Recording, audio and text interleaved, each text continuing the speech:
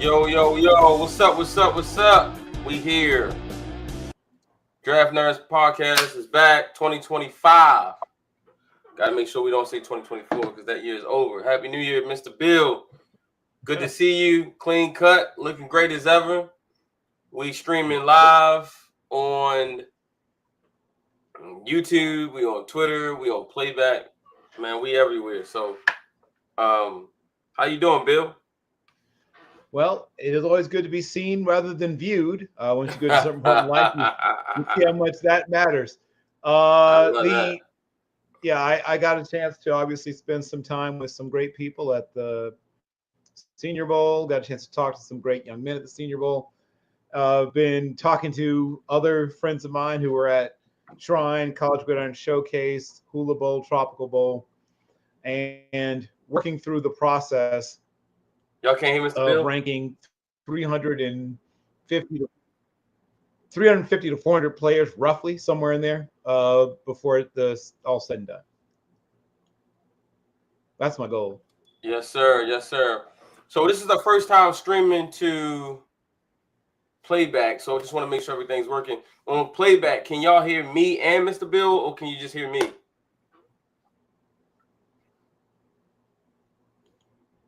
Just me. Okay. So I can't hear Bill. Okay. All right.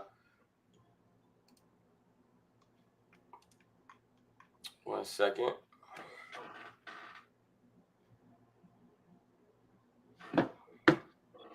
I'm going to stop sharing for a second. I'm going to play back, and then I'm going to. Oh yeah, y'all got to make sure y'all have y'all stream volume up too, because it could be that. It could be that. It could be one of those situations.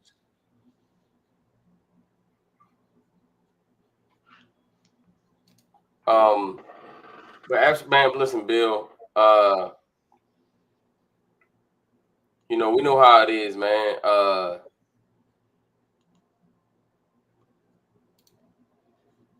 me see. Hold on. Why can't I just do? I don't want to do that. That's too much.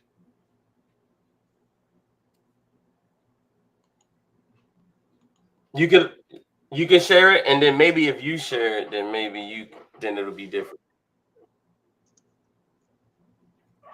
That's fine. We can still.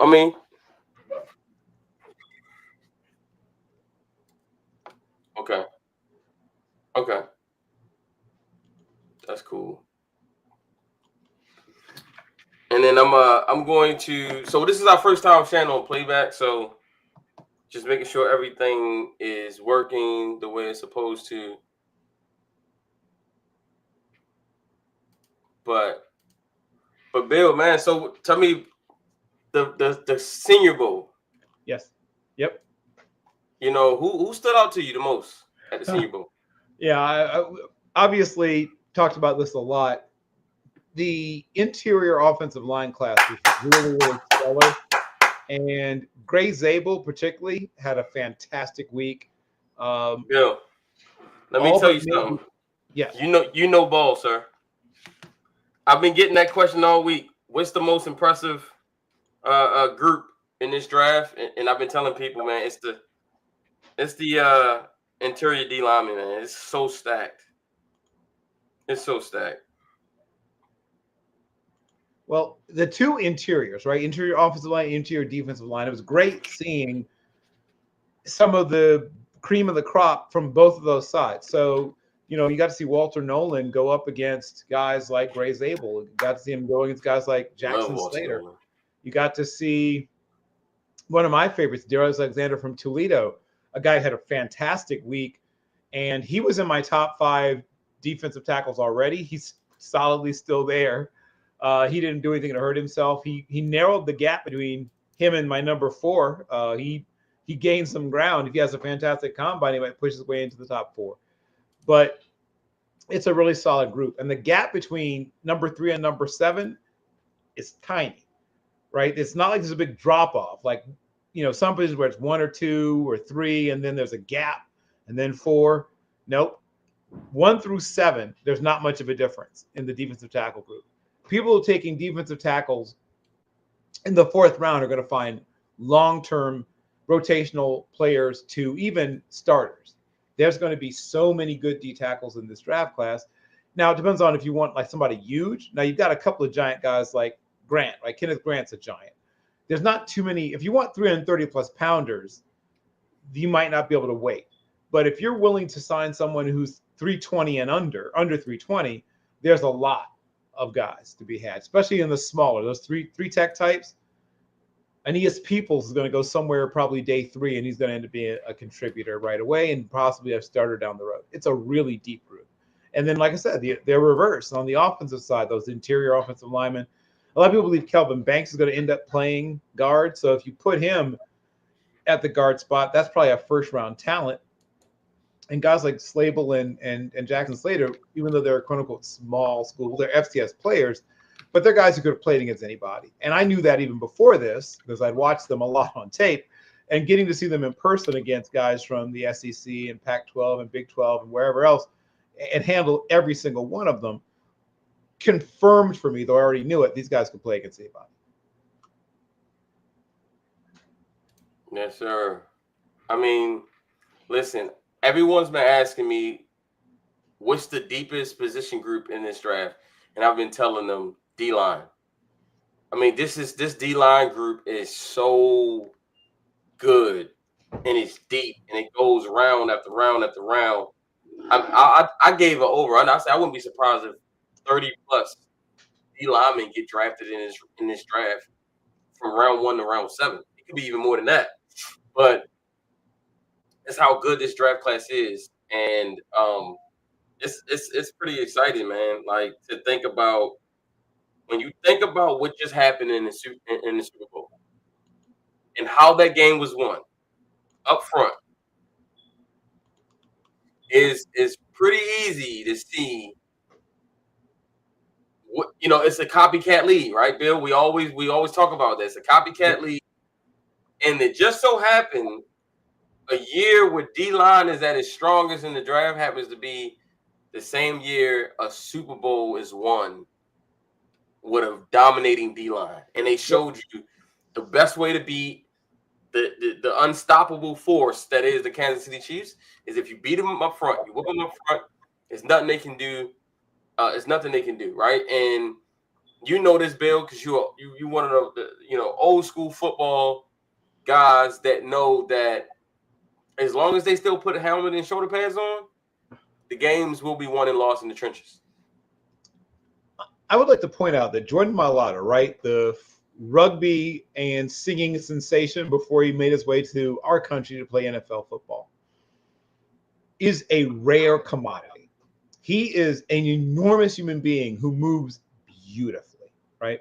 Once again, pull up his rugby highlights. You want to see how well this guy can get. He can scoot. When you have a guy like that, you have Lane Johnson, Landon Dickerson, who has at times played a couple different positions at a high level. You have, they have not just top level talent, Cam Jurgens. They have top level talent, but they have depth as well. When somebody goes down, it's not a disaster. It's not great, but it's not a disaster. They do a good job of developing those guys. I mean, Malak wasn't even a football player. No, rugby star, right? Singer and rugby star, correct? Yes. So, but he's now a proud graduate of Stoutland University, as they call it. Yes, sir. So, the ability to develop players. First, we have to find the players. And shout out to Mike Bargrunzi is gone now. He's now the Tennessee Titans general manager, but he was one of the people that really helped to put this team together, along with Howie Roseman, the rest of that staff of both pro player personnel, scouting department people who were killing it, right? They've done a great job in free agency, right? Darius Slay and obviously most recently Saquon Barkley. I mean, I'm not saying they've never missed. They've had a few misses, but they mostly have hit in free agency, and then they've done a really good job in the draft. If you do both of those things and you're well coached, you should win a lot of games. Absolutely. But you look at, two of the best general managers and front offices met, right? They don't talk enough about that. Brett Veach is a top 3 or 4 general manager in this league, which is why they're where they are too. 100%. The difference is depth of talent on the lines. Kansas City has they're a top 6 defense. They're a good defense, but they don't have the kind of depth on defense or on offense. When somebody goes down, they feel it, right? It hits differently when somebody gets hurt for them on either offense or defense. Now, at least this year, unlike the 31-9 loss to Tampa Bay, where they were missing both tackles, they were playing Joe Thuney out of position, but that was not because of injury, but it's because they benched DJ Humphries, right? That was a little bit of a miss when they picked him up. I know there's a lot of high hopes, especially when a guy's a first rounder and you think maybe he'll turn it around. And some do. Some guys find it later on. But DJ Humphries, first of all, was a below average athlete at the position. When you're playing tackle, whether it be left or right tackle, nowadays it doesn't matter as much as it used to. You can't hide at right tackle, right? Used to be that if a guy was a mauler, but a big enough guy, tough enough guy, and not really quite mobile enough to play guard, you'd hide him at right tackle. And they'd write literally in this game report, RTO, right tackle only, right? You can only play one position, right tackle. And those guys automatically were a little less valuable. Well, now you can't be an RTO. You have to be a swing tackle who lands at right tackle. You have to be a guy who, in a pinch, could probably play left tackle, but is better on the right side. If you're truly an RTO, you get targeted, right? We found him, right? That's what defense game planners say. Oh, we found him. We found the guy who's a right tackle only. And that's where all the pass rush is planned around exposing you. You're food, as they say, right? In the modern part, right? You're a snack. You're barbecued chicken. So they have a little bit of an issue. The Chiefs are not, going down. They're not done, but they do have to replenish on both, especially the offensive line. But they got to replenish some talent on the defensive line as well. Chris Jones probably has another year or two of dominance left, but they need to give him a little more rest as he gets on that other side of 30. You can't play as many snaps at such a high level. They need at least one more mismatched pass rusher. Karlaftis has had a breakout season, but they need maybe Felix Anadiki, maybe he busts out, but you can't hope for that. You have to have a plan just in case that guy, maybe that's just who he is. Maybe he's just a rotational player. So in case Uzomah doesn't take that jump, you want someone else to push him. So you've got to have a little more depth of talent there. And they need one more corner, right? You could tell they'd mostly sort of gotten it, sort of patched it together with various people on the other side of Trent McDuffie, but that it got exposed a little bit there too.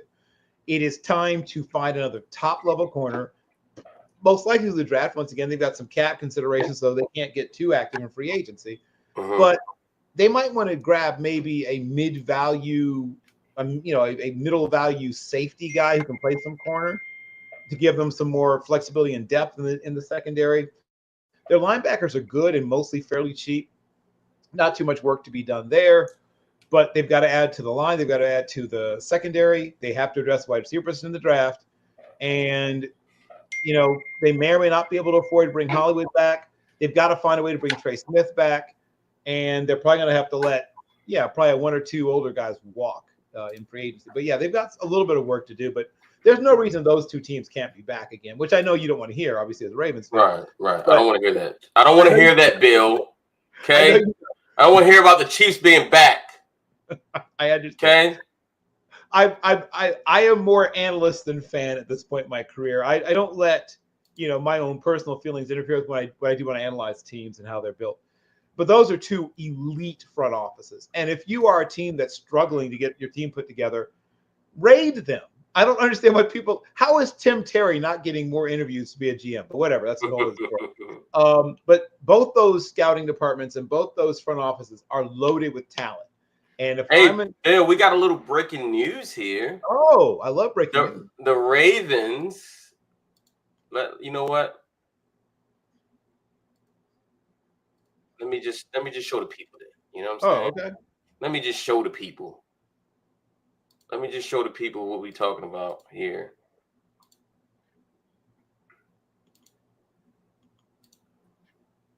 The Baltimore Ravens have just hired Chiefs safeties coach D. Alessio. Okay. Yeah. Per CBS Sports and 24/7 Sports. He worked for Kansas City the last 4 years. Yep. and has coached players like Justin Reed and Brian Cook, who Yes. combined for 165 tackles and 4 picks this season. One thing we know,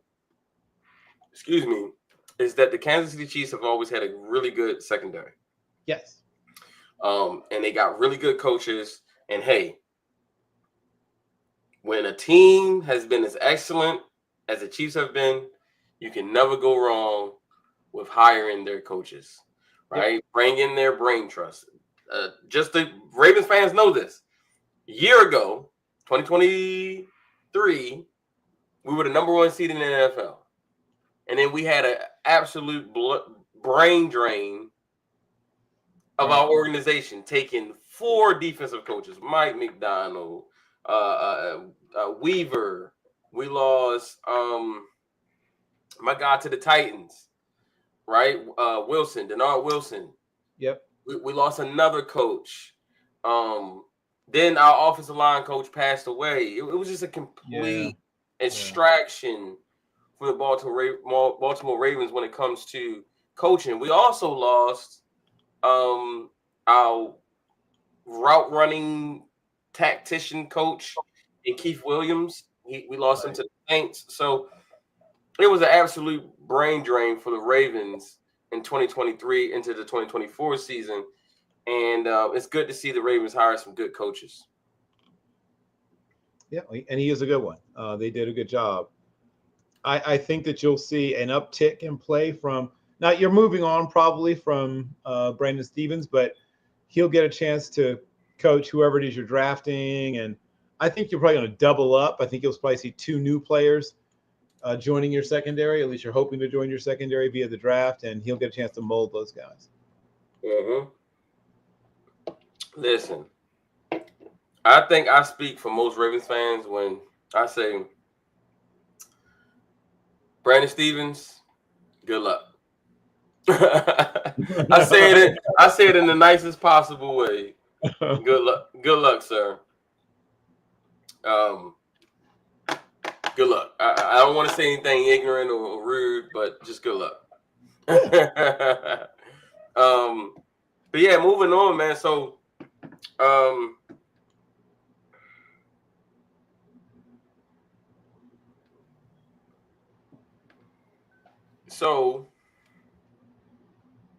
here we go with the 2025 Draft Nerds Mock Draft 1.0 with none other than Mr. Bill Carroll. He's one of one. For the young viewership out there, you would call Mr. Bill, you would say he's him. You know what I'm saying? When it comes to knowing ball, you know what I mean? You would never look at Mr. Bill and say you don't know ball. He knows ball, and he is going to help me break down my mock draft. I'm going to do a mock draft. This is the Draft Nerds Mock Draft 1.0. And Mr. Bill will give you commentary on my mock draft and let me know and let you know what he thinks about the picks. Yeah, for about 2.5 more minutes. and he has to go to his other college show that he does. Feel free to plug, Bill. So I always show love, man. I try to come on that show whenever I can, and support you as well, man. So yeah, we will definitely pull you on, and we get deeper into the year. But yeah, I am the co-host of Draft Central, which happens every Wednesday night through. From January through the end of draft season, which is May. We do a couple of wrap-up shows after the draft itself, and I'll be on live, going through every single pick of the upcoming NFL draft on Team MBS Draft Central. You can find us at Team MBS live on X and at Team MBS on Twitch and Facebook and Instagram and I don't know, Reddit. I don't know, something, not Reddit. What's the other one? Something else. Whatever else is out there. We're out there. Mm-hmm. Hey, they everywhere, man. Listen, they are everywhere. And I love it, man. I love chopping it up with different draft nerds, I should say. Guys who just love the process, love scouting, love GM work, finding those hidden gems and things like that. I just love that, and I love connecting and networking. So make sure you follow Mr. Bill on Twitter, Bill Carroll, 11 Bravo. Yeah, at 11 Bravo 138. Yeah, 11 Bravo 138. Follow him. You won't regret it for sure. All right. So as you can see, if you might be doing your own bingo card at home, you might look at your mock draft and you might see the Tennessee Titans as the number 1 pick. Well, guess what? Not here. If you look on your screen, you will see the Las Vegas Raiders have traded up with the Tennessee Titans, relinquishing the 6th pick this year, their 1st-round pick next year, and the 3rd-round pick this year as well to move up to number 1. What do you think, Bill? The Raiders moving up to number 1. I mean, I can't rule it out. The Raiders are desperate. They have pieced it together, the quarterback position, since Derek Dallas Carr took his talents to New Orleans. And I could see them doing this for 2 reasons. One is they are in a new market. I mean, they've been there in a couple of years now, but there's not a deep tradition of being a Raiders fan in Las Vegas. They are still settling in and establishing themselves. Their fervent fan base in the Bay Area, some of them do travel, right? They book a night at a casino or at a resort or whatever and watch a game, but they're still winning over the actual Las Vegas market. And so one of the best ways to do that is to do something splashy. That'll be a splashy move. Absolutely. And like you said, man, they wanted a quarterback bad last year. They wanted one really bad. And they thought that they would be able to kind of stay. When they tried to trade up, didn't work out. They thought they may be able to stick and pick and be able to get Bo Nix or someone like that to fall to them. Turns out no one fell to them, right? All the quarterbacks got picked. Jaden Daniels, Rookie of the Year, gone. Caleb Williams, gone. Drake May, gone. Bo Nix, gone. Michael Penix was the guy that they had eyes for. Yep. And Atlanta are the ones that threw the entire draft out of whack when they decided to take Michael Penix with the number 8 pick, and no one saw that coming. I mean, all offseason, the Falcons had been mocked to a pass rusher, Dallas Turner. It was a foregone conclusion. They was taking Dallas Turner. And they got on that board, and they got on the clock, and they selected Michael Penix and threw the entire draft in a tizzy. And, much to the dismay of the Las Vegas Raiders, but now Tom Brady is there. And no one understands how important the quarterback position is in Tom Brady. I mean, he literally played it and played it very well. And arguably, he played it the best of anyone ever in the history of the NFL, which is why we call him Mr. GOAT.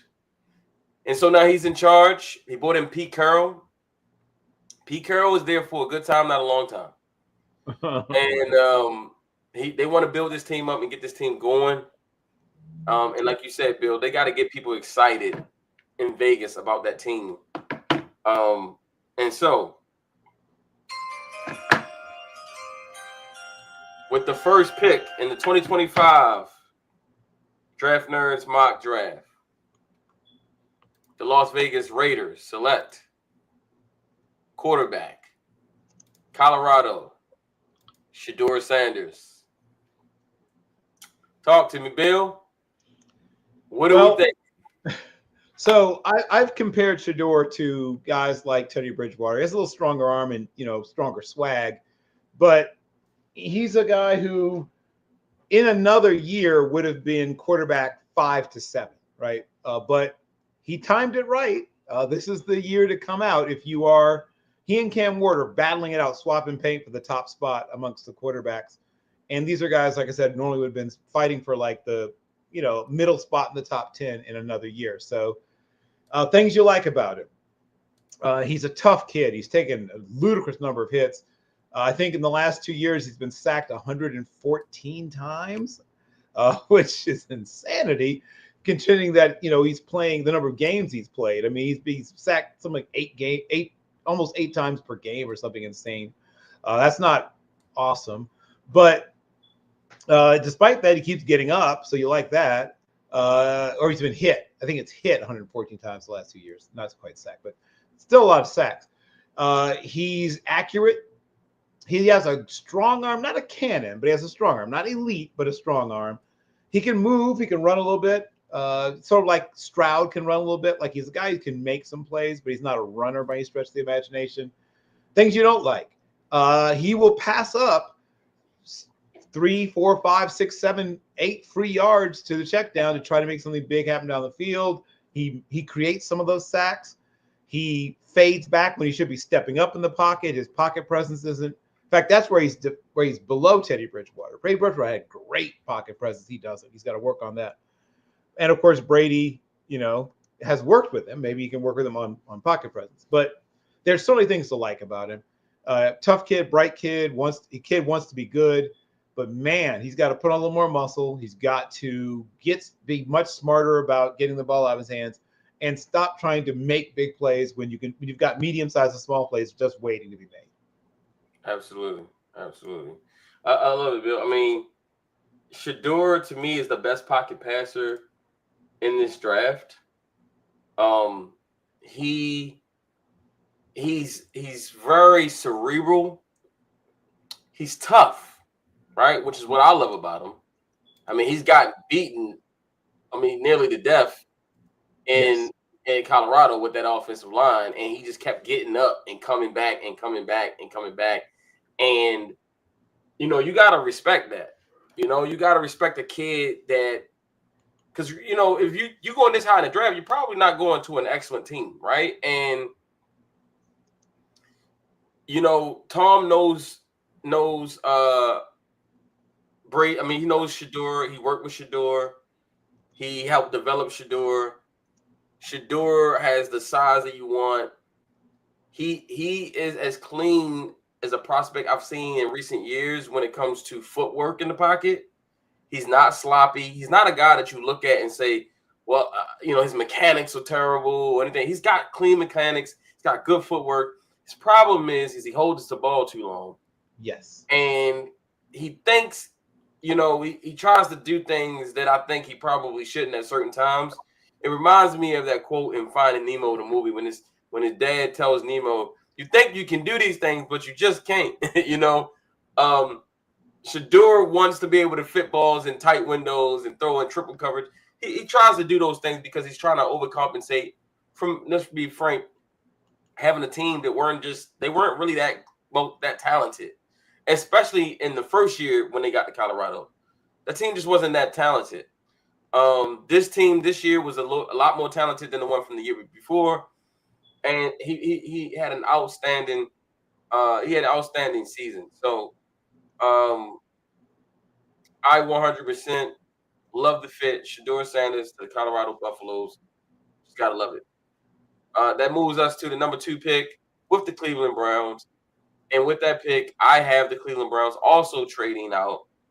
Just one spot, though, with the New York Giants trading down. And the Giants trading up. And now the New York Giants is another team that missed out on the quarterback last year, right? They missed out on the quarterback last year. They did not get what I guess they thought they would get. They thought one of the quarterbacks would drop to them. He didn't. They tried to trade up. Apparently, they tried to trade up with I think it was New England or the Commanders. They tried to trade up with because they did want Jaden Daniels, and the Commanders said no, thank you. And so therefore, Jaden Daniels becomes a Commander, and the Commanders play in the NFC Championship, and the Giants try to run it back with Jaden Daniels, and you get what you get. It just didn't work out. And, now they're here a year later, still in the quarterback market. And so here we are, Giants trading up to the number 2 pick to make sure no one jumps ahead of them to get the quarterback. And with that pick, the 2nd pick overall in the Draftnerds NFL mock draft, the New York Giants select quarterback, University of Miami, Cam Ward. What's your thoughts? Yeah, I think Ward ends up probably going off the board first, though. Once again, what you just explained could certainly happen. I think that whatever way you slice it, you're going to see in the first 3 picks, 2 of these quarterbacks, these 2 quarterbacks go off the board. If the Titans do end up sticking and staying, which they probably are open to trading down, but if they don't get the deal they want, they'll probably take Travis Hunter. I'm hearing that they intend to give at least 1 more year to Will Levis, which, I mean, I guess. I mean, they took him early. They like him. He's shown flashes, but he still just doesn't see deep droppers in zone. Like, he just really seems to not see them at all. It's not like he's, throwing those balls where he said, like, forcing into tight coverage. He's seeing somebody he thinks is wide open, and then one of the deep droppers just jumps in front of it, right? Or he hits him dead in the chest. That's got to change if he's going to survive as a starter after this season. But they're going to give him 1 more year. So, yes, if the Titans do trade down, the scenario you've laid out can certainly happen. I have to run, but it'll be interesting to see if the Titans do get the offer they want from somebody, from one of the teams that does need a quarterback, and then what they do with it when they get it. Because we've seen teams like the Browns get a haul to trade down and then not do anything with it. Absolutely. And thank you, Bill, for coming. We appreciate you. As always, your expertise is always warranted and wanted around here. Whenever you get a chance, man, come and spend some time with us as we are kicking off this draft season.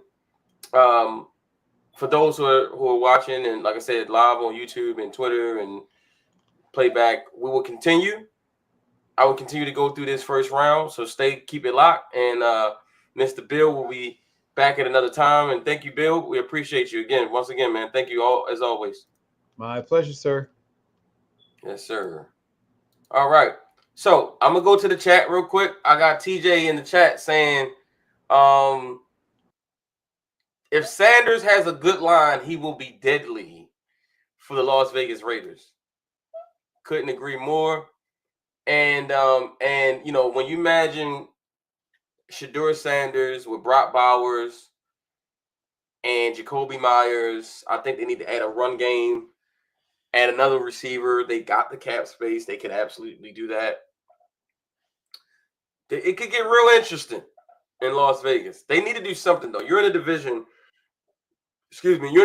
with Patrick Mahomes, Justin Herbert, and now Bo Nix. You got to do something. You can't be the only team in the division without a quarterback. So this makes sense. TJ also says, are they trading away Garrett before the draft to be determined? Absolutely. In this scenario, I would assume they are trading Myles Garrett. So they're probably going to have another first-round pick at some point in this draft, because any team trading for Myles Garrett would also be giving up a first-round pick.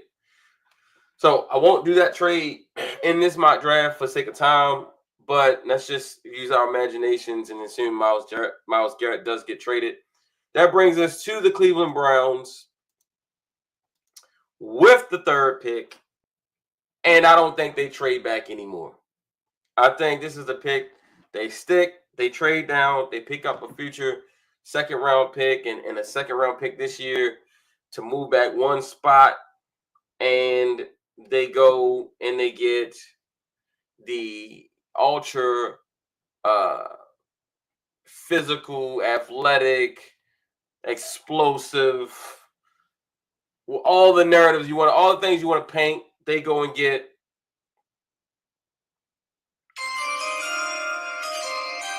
Cleveland Browns select Abdul Carter, edge rusher, Penn State. I know y'all thought I was about to say Travis Hunter. Abdul Carter is the pick. Give me your takes. Give me your thoughts. I need to know what you guys are thinking. Did I just surprise you? Do you hate the pick? Do you love the pick? Talk to me. Let me know what it is that you think about the Abdul Carter pick. Is that something that you would have done, you wouldn't have done? Talk to me. I want to know what your thoughts are at home as you're watching the mock draft live. Abdul Carter. A couple things I want to add about Abdul Carter. Explosive. Ridiculously fast off the edge. This is his first year playing edge. He was an off-ball linebacker, guys. Off-ball linebacker. He switched to edge this year, and he was just an absolute nightmare. He was a natural at the position. A lot like Micah Parsons. Micah Parsons was an off-ball linebacker, for those who don't remember. He gets drafted to the Cowboys. He started off playing off-ball linebacker, but he struggled. It was supposed to be him and the what they call the guy, the Wolf, the linebacker they had. They were supposed to be the two guys playing side by side. They realized Michael was kind of struggling. He wasn't seeing and reacting quickly. They moved him to edge rusher where he could use his explosiveness and his instincts, and the rest is history. Michael Parsons is an all-pro pass rusher, arguably top 2, top 3 in the NFL as a pass rusher. And now Abdul Carter's coming out of the same school with the same skill set. I would like to see him stop the run a little bit better. He doesn't necessarily set the edge. I've watched we do all 22 here as well, so we will be doing all 22 on all of these guys at some point. And I would like to see him set the edge when teams run right at him. I didn't like what I necessarily saw against Notre Dame in the playoffs. But other than that, man, Abdul Carter is an absolute stud. And, you know, Myles Garrett is gone. In comes Abdul Carter, and the Browns move. Tell me what you guys think. TJ says, Abdul is a Micah-type player. Funny as they both played at Penn State. I agree.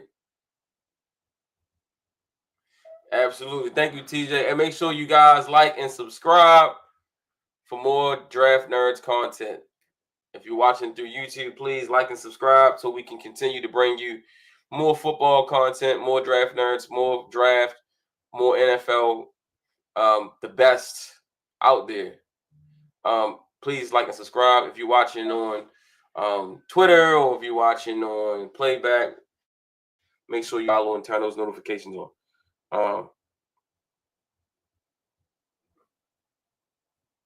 All right, so that brings us to the New England Patriots, whom I'm sure is very, very, very excited about the fact that the Cleveland Browns decided to go with Abdul Carter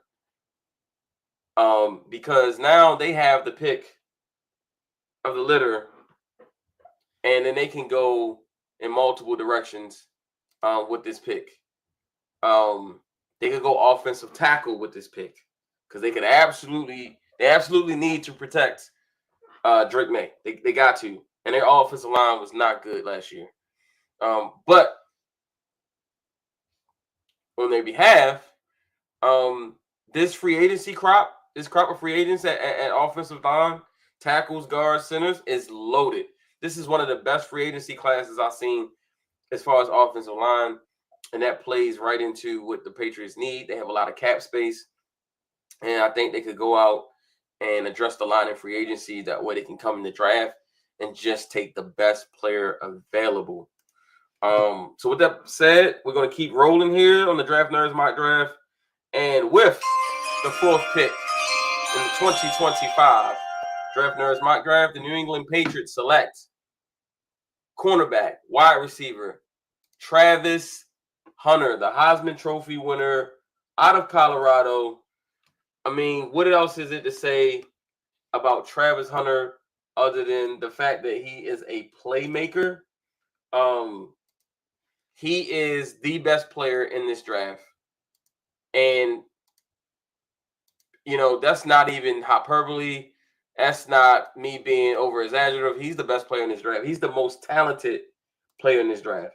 If he was to focus solely on corner or wide receiver, he would be the best player at that position, no matter what. And I still have him 1-2 at those positions. I have him ranked right now as my number 1 receiver, and I have him ranked as my number 2 corner. That's how good Travis Hunter is. And the New England Patriots needs playmakers. When you watch that team, 2 things stood out to you. The offensive line needed to get better, and they had absolutely no weapons on the outside. They had no one on that offense that you feared that could hurt you. Yet they still play tough. They still play strong. And now that you're going to have a coach like Mike Vrabel, who was a two-way player himself. He played tight end. He played linebacker under Bill Belichick, showed his versatility, showed his ability to be able to play multiple positions and impact the team as a football player. So there's no coach in the NFL better equipped to handle Travis Hunter and allow him to play 2 ways than Mike Vrabel. I think this is an absolute home run for the New England Patriots.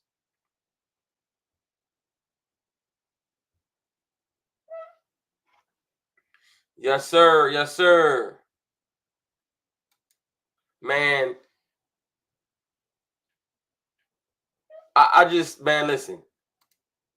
Like, Travis Hunter is like that, y'all. Like, I know people might want to say, well, you know, what's his position? Nah, man. He is absolutely like that. Like, Travis Hunter is going to come on your team, and he's going to make your team better, like, instantly. You know, he's going to make your team better. So, I think we just gotta roll, man. You just gotta roll with we gotta roll with this pick. I love the pick, man. Please leave y'all comments. Let me know what you guys think. I would love to know what you guys think about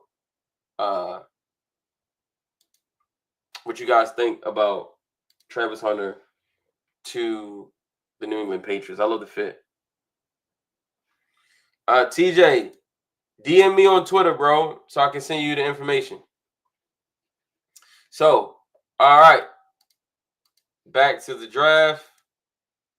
I'm going to go check the playback chat, see what they talking about over there. Vander Esch. Yes, Jay Dizzle. Thank you. Vander Esch is the player I was talking about. Michael Parsons was supposed to play off-ball linebacker along with Mike Vander Esch. And it wasn't the right fit for Micah, so they switched him to pass rusher, edge rusher. And then Jay Dizzle says, good replacement for Myles Garrett on the Cleveland Browns. You lose a pass rusher, you get a pass rusher. Although completely different skill sets, they are you still get someone that can go get the quarterback. And you got to have that. I mean, you got Lamar Jackson in your division. You got Joe Burrow in your division. And whoever the Steelers decide to try out there, you got them in your division. And so you need a guy with that type of explosiveness that can run down quarterbacks. Jake Dizzle also says they definitely will need to revamp their run defense and get defensive line run stoppers when they lose Myles Garrett.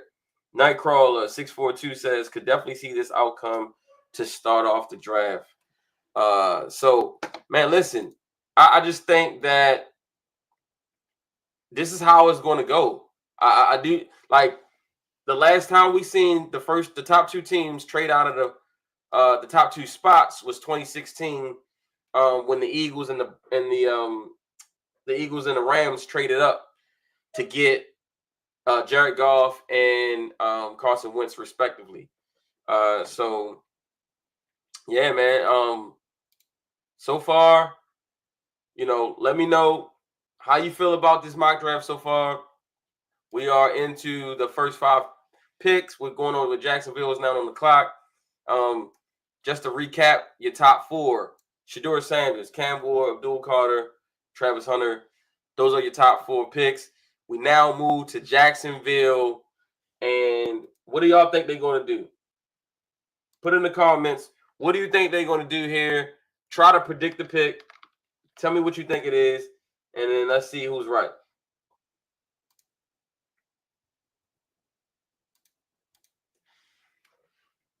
Jacksonville could use a lot. They could use a lot. They need D-line. They need O-line. They need receiver. I mean, they could use a little bit of everything, man. So, y'all tell me what y'all think.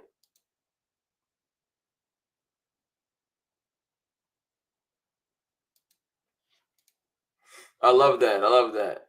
All 22 chiming in from Twitter says Hunter is not 2 players in one. He's almost 2.5 players in one, because not only is he really good or great at everything as a cornerback wide receiver, but he allows more depth on both sides and helps the team organize the game day roster easier. 53-man roster almost becomes 55 for the team he is on. I love that take. I absolutely love that take. When you think about roster spots, that was an excellent take. When you think about roster spots and teams trying to be able to fit more positions in so they don't use up all their roster spots, having someone with the versatility of a Travis Hunter is like, it's amazing to be able to have a player with that versatility. That's a great point. Thanks. All 22 chiming in. What else we got? So let me check the chat. All right, Nightcrawler says Graham. Jay Dizzle says go McMillan.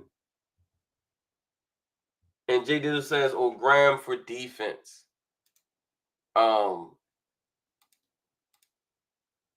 So Jacksonville, if you remember, man, it was a rough season. You could argue that Trevor Lawrence took a step back last season, and man, it was not pretty. Doug Peterson got fired, and it just, it was just a train wreck of a season for the Jacksonville Jaguars. They hired a new coach, Liam Cohen from Tampa Bay, offensive coordinator, coming in. And let's see what he does as a first-year coach.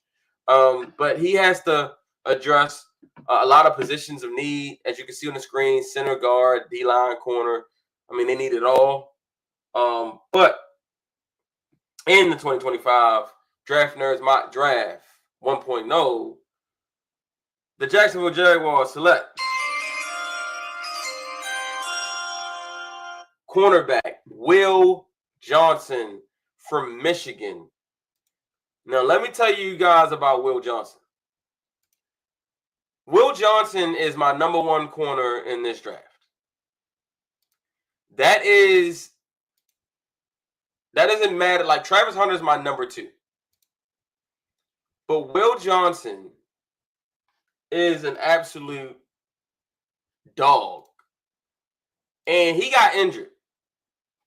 But let me tell you, if he didn't get injured, he would be probably higher than this. That's how good this kid is. He is an excellent tackler. He's sticky in coverage. He has the length and speed that you want from an outside corner. Unbelievable ball skills. He is a true lockdown corner, and we all know that lockdown corners are a premium position in the NFL. And if you don't have one, then you're looking for one. And Jacksonville needs one. They need one bad. They've been really looking at that position since they traded Jalen Ramsey back in 2019. And they have not been able to really find that true number 1 lockdown corner. And now they have. And so I love it. Will Johnson to Jacksonville. Perfect fit. As we have a guest joining us, my guy TJ, coming up. What's up, TJ? What's up, Matt? Hey, man, thank you for joining me. Thank you for joining me. I appreciate you. What do you think about Will Johnson to the Jacksonville Jaguars? I mean, they need a lot of help on defense, especially with how their season was in the middle of the season. It was very rough for them. That secondary could not cover for anything, and having Will Johnson from Michigan is a great addition. He has a lot of versatility, I believe, to a possible secondary that could be revamped and retooled in the offseason. Absolutely. Will Johnson, man, is an absolute stud, and I think Jacksonville Jaguar fans would be thrilled to have him um, in that secondary. I mean, you got to be able to stop guys, man. They in the division with Houston, who has Tank Dell and Nico Collins. They got the Colts with Michael Pittman Jr. and Josh Downs and A.D. Mitchell and all those guys, right? Yeah. And then you have Tennessee. Tennessee, who does have Calvin Ridley, and they're going to probably be looking to add to that position in this year. A very heavy wide receiver division. Yes. And when it's heavy wide receiver, you better have guys that can cover. It reminds me of when the Steelers had Antonio Brown and Mike Williams and all those guys, and then the Bengals had Chad Johnson and all those guys, and it was like, man, the Ravens needed to have top-notch corners because the division was heavy at wide receiver. It was very much. Flock Nation, my guy Byron says Will Johnson versus BTJ in training camp. That's going to be fun. That's going to be fun. CB1, Jay Dizzle says CB1, period. He also says, truth be told, we would have Clamp Smith from OSU last year. Yes, sir. Yes, sir. Yeah. Maybe. That's a huge claim. Smith was he's a true freshman. He's a dog, though. Like a dog. Yeah. I don't know. I mean, I think Will would have definitely clamped him, though, for sure. But I think Smith would have won a couple of battles. But, yeah, for sure. Will is definitely like that. I'm gonna get to see him next season, man. I'm glad people know who Will is and they recognize Will and respect Will, because Will like that, man. Will is absolutely like that. All right, so with this next pick, Tennessee Titans are on the clock. Now they got a lot of issues as well. Obviously, they need a quarterback, but they traded out.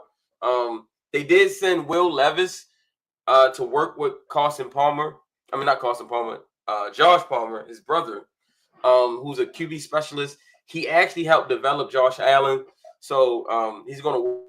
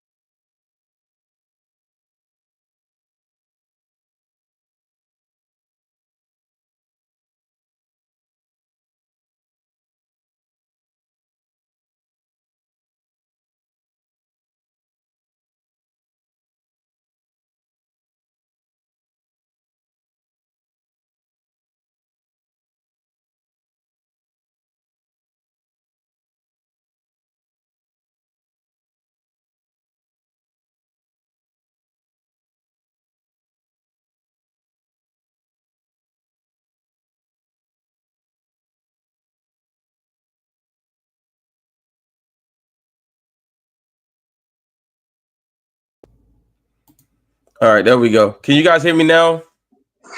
Yes, we can hear you, man. All right, perfect. Okay, so it Technical said. difficulties? You said what? Is that technical difficulties? Yeah. So I got a notification on my screen that said that the browser had disconnected from my mic. I don't know what that's about. 1 second. I'm going to. Byron says YouTube froze. So give me 1 second. I'm gonna stop sharing my screen. And I'm going to try to refresh here. Y'all just stay with me. I'm gonna try to refresh it. So am I? Because it looks like I'm frozen on the screen, correct? It looks like you're frozen, but I think you were. I could have talked, and I probably could have got audio. I think it was just you that was off. All right, I'm gonna go down and come back up. You could just take it from there. Tell me, what do you think though about the Titans pick? What do you think about the Titans pick? Who'd you pick?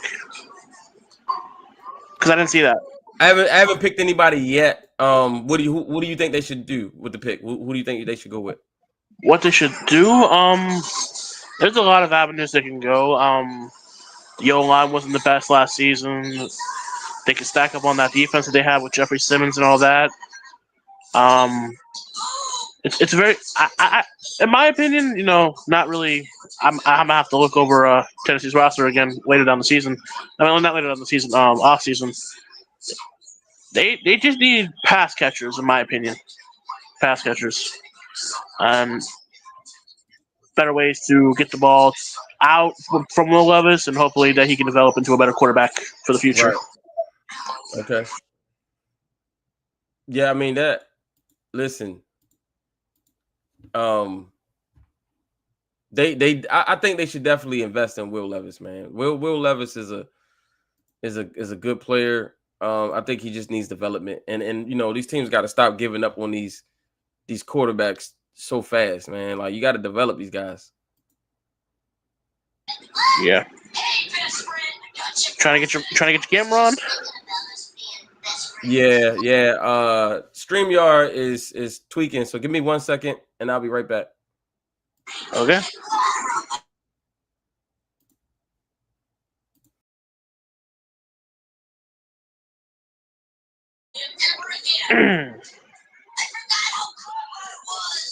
How everybody doing? I'm just gonna sit here and wait for my boy Matt to get back. And I'm back. Woohoo! Hey, they tried to knock me, man. They tried to stop me, but I'm back. They tried to silence you. They tried to silence me, man. It might have been. Never mind. All right. So anyway, I was saying before I got rudely interrupted by technology, that the Tennessee Titans could go many ways. They were really poor up front. Will Levis didn't make a lot of great decisions, but they did send him to go work with Josh Palmer in the offseason. Josh Palmer helped develop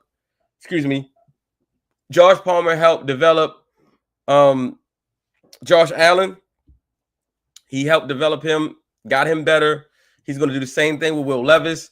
They need offensive line help. They need defensive line help. They need corners. They need a little bit of everything. The new GM of the Tennessee Titans came out and said he likes to. In the Kansas City, they built the team inside out. They want to build the trenches and then support that talent with talent on the outside, right? You can build, so you can have really, really good players inside and then have marginal pieces on the outside. Look at Philly, right? Philly's main talent was on the trenches. Mm-hmm. And then they supplemented on the outside with complementary pieces. And so with the 6th pick, the Tennessee Titans select Mason Graham, D tackle, Michigan. I like it. Let's talk about it. What you think? Big Graham, man. You know, one of the top, nation's defensive ends or defensive linemen. Let me be respectful. Mhm. Was a good addition to Michigan's line. Has a lot of promise. He can eat up those the line, gets through those gaps sometimes. Definitely putting him on the same line as I believe Tavondre Sweat, right? Yeah. And Jeffrey Simmons. And Jeffrey Simmons. With the and in the secondary, being with L'Jarius Sneed. They if got he can get back L'Jarius Sneed. They have you're setting up your defense for the long haul. As much, right. even though some of your D line is older, you still have I think was it Ron? What's his name? Landry. I forget his name. Who you talking about? His name's Landry. I know what it's the linebacker. Yeah. You're talking about Harold Landry. Harold Landry, they got Harold Landry and stuff like that. Yeah. They have the foundation pieces, and adding Graham or Graham Cracker, as people call him. I've heard people call him. It's a great addition because he'll be under a good mentorship of like I said, Jeffrey Simmons. He knows how to mentor people. I feel like the development of Tavondre Sweat will definitely help that line be a great defensive line for the future. Yeah, bro. I'm telling you, man.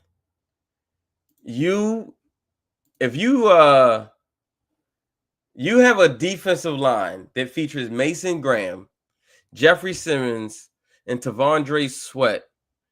I mean, that rivals what Philadelphia has with those guys, with Jordan Davis and Jalen Carter and those guys. Like, now you have a ferocious front that it doesn't even really matter who you have on the back end. Those guys are going to be complemented by that rush up front. But you actually have a good corner in L'Jarius Sneed. You got your Dobie Awuzie, right? They grab a safety in this draft, which is a really good safety class, and Tennessee could move right up to the top of the NFL in defense very quickly. Yeah, well, I see it as especially if this were to be reality, I wouldn't be mad at it at all. I think it would be a great fit and plug-in because you build a foundation with your three core pieces and in the front of the D line. I like it very much. Yeah, absolutely. Let's talk about so let's go check the quotes, the chats. So Skep on Twitter said, "We got to be careful about Shedeur Sanders taking so many hits. It's great to be tough, but toughness is only rewarded so much at the quarterback position in the NFL. i.e. Andrew Luck." That is a great point. So Raiders, if you're gonna draft Shedeur, please protect him. Don't let him get beat out of the league. Because that's exactly what would happen. He would be beat out of the league, just like Andrew Luck, who is no longer in the league because of injuries. We're gonna go check playback. CRJ says Graham and Sweat, Jay Dizzle with Jeffrey Simmons. Ooh, ain't nobody running the ball. CRJ says Titans could get Mac in the offseason also. Good Lord. Man, I mean, you talk about just looking at what Philly did and saying, you know what? Yes, let's do that. That would be right up their alley. That would be great, man. All right, so that takes us to the 7th pick in the draft. We got the New York Jets. Y'all, tell me, what should the Jets do? We got the Jets, Jets coming off an awful 24 season. Aaron Rodgers is cooked. Devontae Adams is on his way out. In comes new head coach Aaron Glenn. They got what they deserved though, because they was wrong for firing Robert Saleh in the beginning of the season. They didn't even give him halfway through the season before they terminated him. That was wrong, and they kind of got what they deserved in that instance. So tell me, TJ, what do you think the Jets should do here? What do I think they should do? I believe They have so many things to fix, man. So many things to fix. Why they could be losing, Garrett Wilson in the offseason. There's a lot of additions to that too. Um, they need to start the foundation of that offensive line because a lot of their key line pieces are older instead of youthful. Mm-hmm. They tried to grab the young guy from Penn State in the Owen Fashanu last season in the first round, and that didn't really go well for him. They had a lot of crumbling pieces, and like you said, with the firing of Robert Saleh, which was unfair, very unfair. It was ridiculous. It was stupid. That was a stupid decision. I feel like with Aaron Glenn, he's going to be very defensive. Even as much as we need the offense, as much as they need the offense to be fixed, they're going to be very defensive, I believe. Especially because you have, like I said, the core pieces of Sauce Gardner's, Jermaine Johnson's, the Williams brothers. They could go defensive. It's pretty much any side. Flip a coin. That's basically what I'm saying. No, absolutely. So a couple things. Notable free agents for the New York Jets. They are losing. Let's get this up here right. Make sure I got it right. No, I do not want to leave the site. I do know off the top that Hassan Reddick is a free agent. Yeah, and I know that I believe DJ Reed is a free agent too. Yeah, so the Jets, their notable free agents are Hassan Reddick, DJ Reed, Tyron Smith, their left tackle, Tyler Conklin, right tackle Morgan Moses, Leaky Fatou, Isaiah Oliver, Chuck Clark, Jalen Mills is retiring. So the main guys, notable free agents is Hassan Reddick, DJ Reed, Javon Kinlaw, and Tyron Smith and Morgan Moses. Those are the notable free agents for the New York Jets. And so we're going to get to the pick. The pick is in. And get that music. Yeah. In the 2025 NFL mock draft nerds, the New York Jets select Will Campbell, tackle, LSU. Talk to me. What are we thinking? One of the best tackles I've seen in a while, especially on that LSU roster, which is stacked with a lot of great talent. Definitely is, like you said, Tyron Smith will be a free agent, and with the possible addition of that, you have a chance to stack both of your tackles with possibly Owen Fashanu getting better at development on the offseason, and then having Will Campbell possibly being there. You have your two tackles of the future. I don't know. Maybe you put Fashanu on the right, you put Campbell on the left, or intertwine those two. But one of the best tackles in the league, or in the college football scene that I've seen, can really set the edge for runs, passes, and everything else like that. And for the Jets right here, I believe that's a good foundation to start building towards the future instead of trying to win now with Aaron Rodgers and Devontae Adams. And great pick. Wouldn't be mad if this was actually reality. Yes, absolutely, man. Will Campbell, really good feet, good hands, really athletic. He's a little, he can get bull rushed a little bit by stronger guys, but he's got really good feet. I love his hands. And like you said, Olu Fashanu got picked last year, and they got both of their veteran tackles who are both free agents this year, and Morgan Moses and Morgan Moses, and I'm losing his other name, the other guy. The Cowboys Tyron Smith. Yes, Tyron Smith. Yes. Sorry, Tyron. Tyron Smith, Morgan Moses, both free agents, and so you got to address the offensive line. No matter who your quarterback is, it won't matter if you can't protect them. This team is probably not ready to win a Super Bowl this year in 2025, and so what you want to do is just at least build the foundation. You got a solid defense. You've been drafting pass rushers, it feels like almost every year, right? You get Jermaine Johnson, you go out and you get the kid McDonald. So you got some young pass rushers, and this draft is loaded at the D line and pass rush positions. You can add some of those later in the draft, but again, the Eagles showed in the Super Bowl. If you can't win up front on the O line and the D line, it doesn't matter. You can have the best receivers. You can have a great quarterback like Patrick Mahomes, and it won't matter. You're going to get run out of the building. And so having a tackle like Will Campbell to put next to Olu Fashanu, both of those guys are interchangeable. Whoever you want to put at left, whoever you want to put at right, you just put those guys there, and you have your 2 bookend tackles for the next 10 years. Let's see what the folks saying out there. All right. Jay Dizzle says safe pick for real. Love it. Then we have let's see what Twitter's talking about.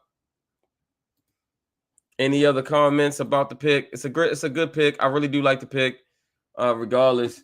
It really fits the Jets, man. It really fits what they need to do. The Jets need to start being grown-ups, you know? They really do. They need to start making the right decision instead of the flashy decision. Yeah. And the right decision is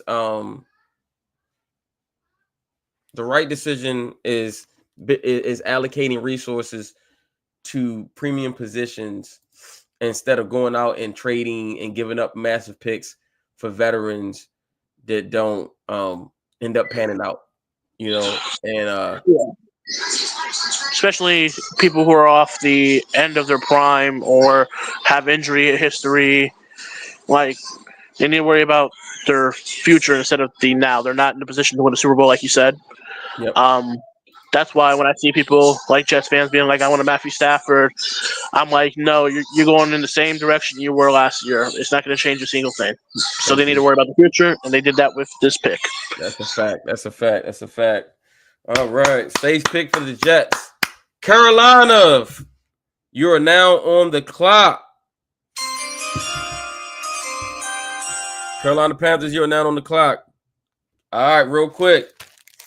10 seconds. Y'all tell me, what do you think Carolina should do with this pick?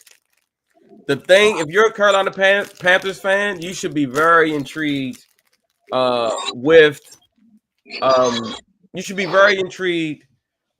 Bryce Young. He looked really good to end last season.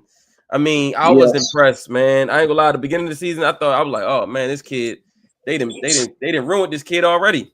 I thought he was Josh Rosen part 2. Yeah, I thought he was shot, man, and he looked really good. He had to develop the scrambling game like a Kyler Murray-esque. He couldn't just be a standard pocket passer like he was in Bama. He had to develop the 2-way instead of being a 1-way. If it was me, I'm probably going wide receiver, as they did draft Xavier Leged. They just need to add more and more weapons. Chuba Hubbard is a great running back when he is healthy and when he's able to have a good line. They can also go old line, protect Bryce Young, give him time in the pocket, because when that man has no time in the pocket, he gets skittish very easily. Defense, they're going to get as good as – I mean, they can still get as good. They can take a edge rusher, a D lineman to pair up with Derek Brown, a corner to pair with J.C. Horn. But if it was me in the GM seat, in the picker seat, I'm probably taking a wide receiver here to pair with Xavier Leged or Bryce Young to make it more easy for him to get passing out. When you think about Carolina, I'm thinking about Bryce Young. They did go out and add resources on the O-line last year. They brought in Damian Lewis. They added some free agent tackles. It's a really good free agency class this year as well. They could add more veterans up front. Excuse me. So now we got to look at, what does the Carolina Panthers need to take the next step? Derek Brown, their enforcer D tackle up front, got injured last year, so him not playing really hurt the defense for sure. And then you have on offense, they did draft Xavier Legette last year in the first round. Mixed reviews on him. Deontay Johnson didn't work out. They traded him.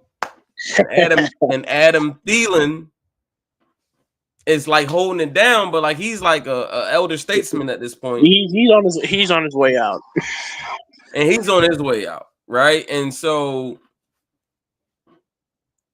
you look at the Commanders, what they did with Jaden Daniels. They number one, they put him in a QB friendly offense. Check. Mm-hmm. Check. I do think the system Carolina is installing is QB friendly, and you saw it. If you watch the end of the season, man, Carolina was putting up 30, 35 points a game. They was just getting 40 put on their head because they couldn't stop nobody. Yeah. Right.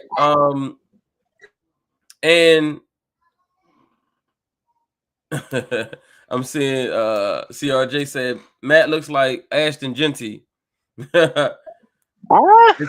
I don't see it. Yeah, it's the locks with the color, man. That's what it is. Just because he got drip.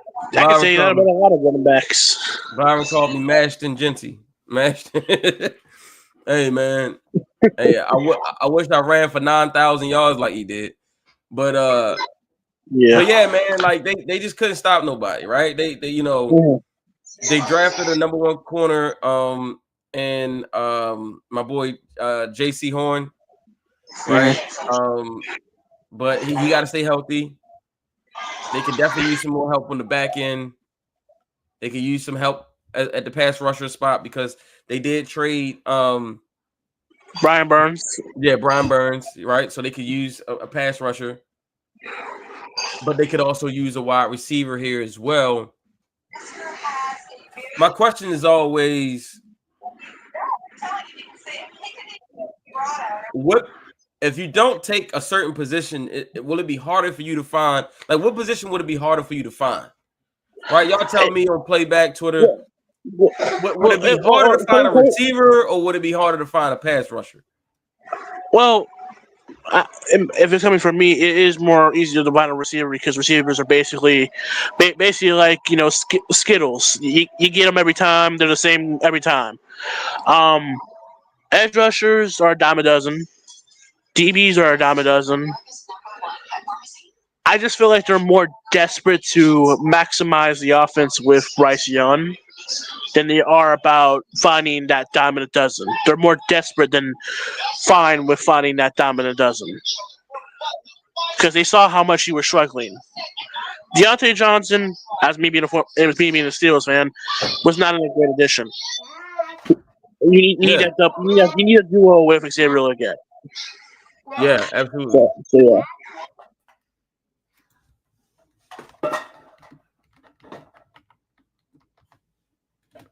All right. Well, with that being said, the pick is in.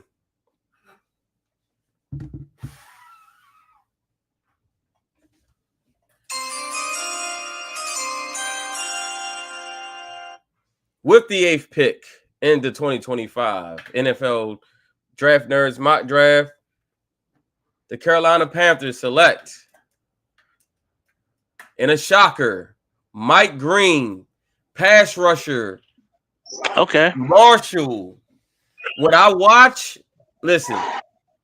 That's when I Bowl. watch, yes, Senior Bowl. That's and Senior you Bowl, watch man. and you watch his film, he's absolutely unblockable. Absolutely unblockable. Was he the one that had that viral where he bulldozed that lineman and just ran his behind over? Yes. That right there gave him a big boost in draft stock. That man that man is aggressive. Like he is like what is due. A huge boost, man. I mean, I'm telling you, this kid has like Von Miller-esque type pass rush moves.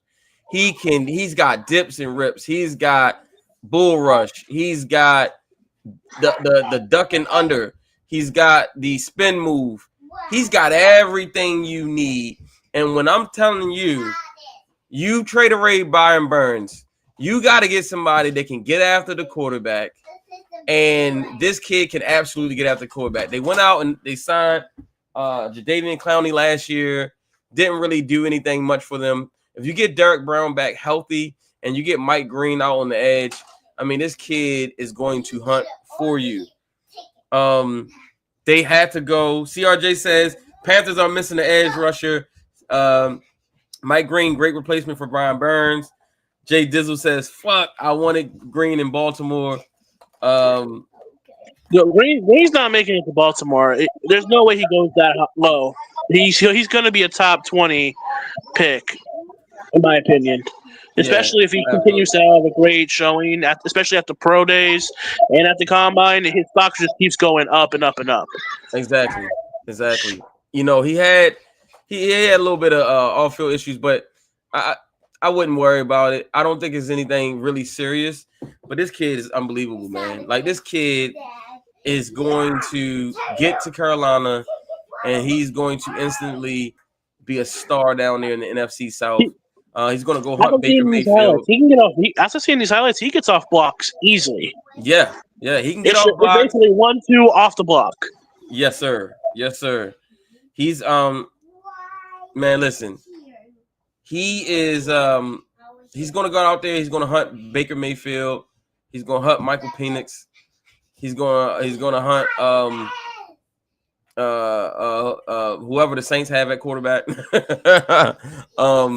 And yeah, you know, whoever, man. But yeah, he's, you know, Brian, when you watch the Carolina Panthers this year, you could definitely see they miss Brian Burns. Daddy, I gotta take. They miss Brian Burns, absolutely, man. So give me what do you think? Give me your final analysis. Me? Okay.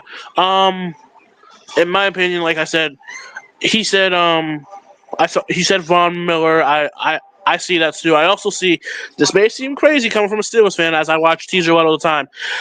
His nonstop effort to go after the ball and just get past the pass rusher gives me a smidge of Watt. Not Watt is prime, just, you know, great rusher who can get off the blocks easily. Because as you see in these, you know, highlights, he gets off those blocks exponentially easier than most. Now in the NFL, it's not going to be that easy. And with his speed that I'm seeing off the edge and his aggressiveness at the Senior Bowl, he has all the tools to be one of these days, maybe a top 10, top 5 guy in the league, up there with a Watt, a Micah, and a Myles Garrett. You never know. For those of you who don't know what TJ is referencing with the Senior Bowl, I'm going to show you what he did in 101. Look at this. Oh my gosh. That is a grown man doing that to another grown man, people. One more time. Oh my.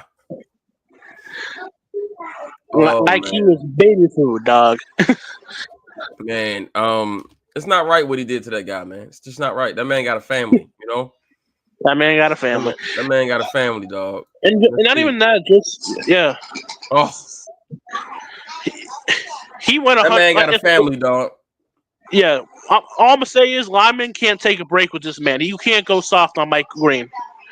You have to be 100% prepared, and you're not going to just blanket him and be like, oh, I'm just going to take this, you know, this possession off.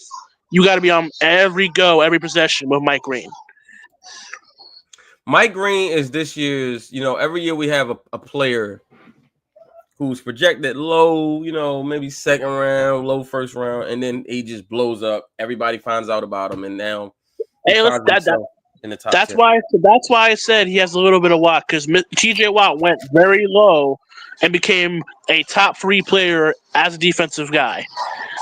Yep, absolutely. Even with his brother's recognition, you know. But that's a good pick for Carolina. You know, maybe I would have went wide receiver, but Mike Green is a guy you don't want to pass up on. Absolutely. I agree 100%. All right, that takes me to the New Orleans Saints. Real quick. Brother. What do you think about the Saints? I know, man. They need a quarterback. They need a lot, listen, all I man. gotta say is spin the wheel. That's what they need to fix. They have aging veterans. They have bad contracts. They're in cap purgatory. They need a whole lot of changes. They just fired their coach, I believe, right? Yeah, well, they just hired what's his name? The Eagles OC. Kellen Moore. Yeah, they just hired Kellen Moore as the head coach. Kellen Moore. Yeah, Yeah. Kellen Moore. So. Kellen Moore, with how he directed that offense in the Super Bowl, he's going to be looking for playmakers, not just guys that can be good playmakers. Like I said, spin a wheel, fix any position you can. They don't have a quarterback. They got Alvin Kamara. They got Chris Olave. He's injured. He's one concussion away from not playing in this league again. Then the D line, you got DeMarco Davis. I think it's DeMarco Davis, right? I believe. Yeah. You got Demario Davis. DeMario Davis. You got Cam Jordan. You got a bunch of people. Like I said, spin a wheel, shoot, and that's what you got to fix. All right. Here we go. New Orleans, you on the clock, man. I hope you enjoy this pick. And with the 9th pick in the 2025 Draftnerds NFL Mock Draft 1.0, the New Orleans Saints select Tatori McMillan, wide receiver, University of Arizona. Okay, here's the reason for this pick. Interesting. First of all, let's start with the fact that Chris Olave has had some issues staying healthy. When he's healthy, he's a hell of a receiver, but he's had a little bit of issues staying healthy. On top of that, we're talking about a different body type than Tatori. You give them a big 6'4" frame, built very similarly to Mike Evans. Mike Evans is actually my comp. He really gets in and out of his breaks really good. This is my number 2 receiver on the board. I have Travis Hunter as my number 1. But, I mean, he's a big body. He plays big. He can play above the rim. He can go get it. They got a young quarterback and Spencer Rattler. So, you need someone that can help him out, man. Make the game easier for him, allow him to not have to be perfect all the time when he throws the football, right? He can just throw it up and throw it in the area code, and he can go get it. Now imagine the receiving core with Tatori McMillan, Chris Olave, and Rashid Shaheed. Yeah. Man, we talking. We got something going on. Hey, don't forget Kamara. He's a receiving back too. And then you got Alvin Kamara as well. So give me your talk. Give me your thoughts, guys. Playback, Twitter, YouTube, all 22. I know you couldn't join because you're having mic issues, but tell me, what do you think? Tatori McMillan to the New Orleans Saints. 6'4". That's a good red zone threat, especially if you have an undersized corner in the red zone. That you throw it up and just basically go get it. Absolutely. I mean, they've had a front row seat to Mike Evans' career, watching what he's done to them, and being able to get your own version of Mike Evans. I think it'd be too hard for them to pass up in this situation. I do remember what some people saying this. I wasn't really into I wasn't watching a lot of Arizona games, people. I did hear people say he is a yak monster. When he catches that ball, he's basically gone. The Saints are picking that at 9. Picking at 9. Oh, 22. He picked at 9. Now that you brought up the receiving room, that is a great pick in my opinion. Solidify your room. You have options. Also, both the 2 starters are coming off injuries. Rashid Shaheed, I think, had an ACL injury last year or something like that. And then Olave also didn't finish the season because of an injury. So, 1, you need him just from the depth standpoint. 2, he diversifies your receiving room. Yeah. And especially with Chris Olave being, like I said, one concussion away from not being able to play again. If anything ever happens, you have a replacement for him right there in Millen. That's Rashid Shaheed, all 22. So you got Rashid Shaheed, Chris Olave, and now Tatori McMillan. Listen, I could quarterback that group, So Spencer Rattler, no excuses. No excuses, Mr. Spence. Let's see what Playback has to say. Jay Dizzle says they in cap hell. They can throw a dart in the dirt and can hit a bullseye no matter what. Absolutely. They are in cap hell and they need players, man. They need players. And Tatori McMillan is an absolute player. And he diversifies that receiving room. And also he gives them also a healthy body, man. I mean, just being frank, they just don't even have enough healthy bodies. They didn't even finish. I mean, both their starting receivers didn't even finish the season. They had to go out and sign Valdez Scantlin. So, yeah. All right. So moving forward, we have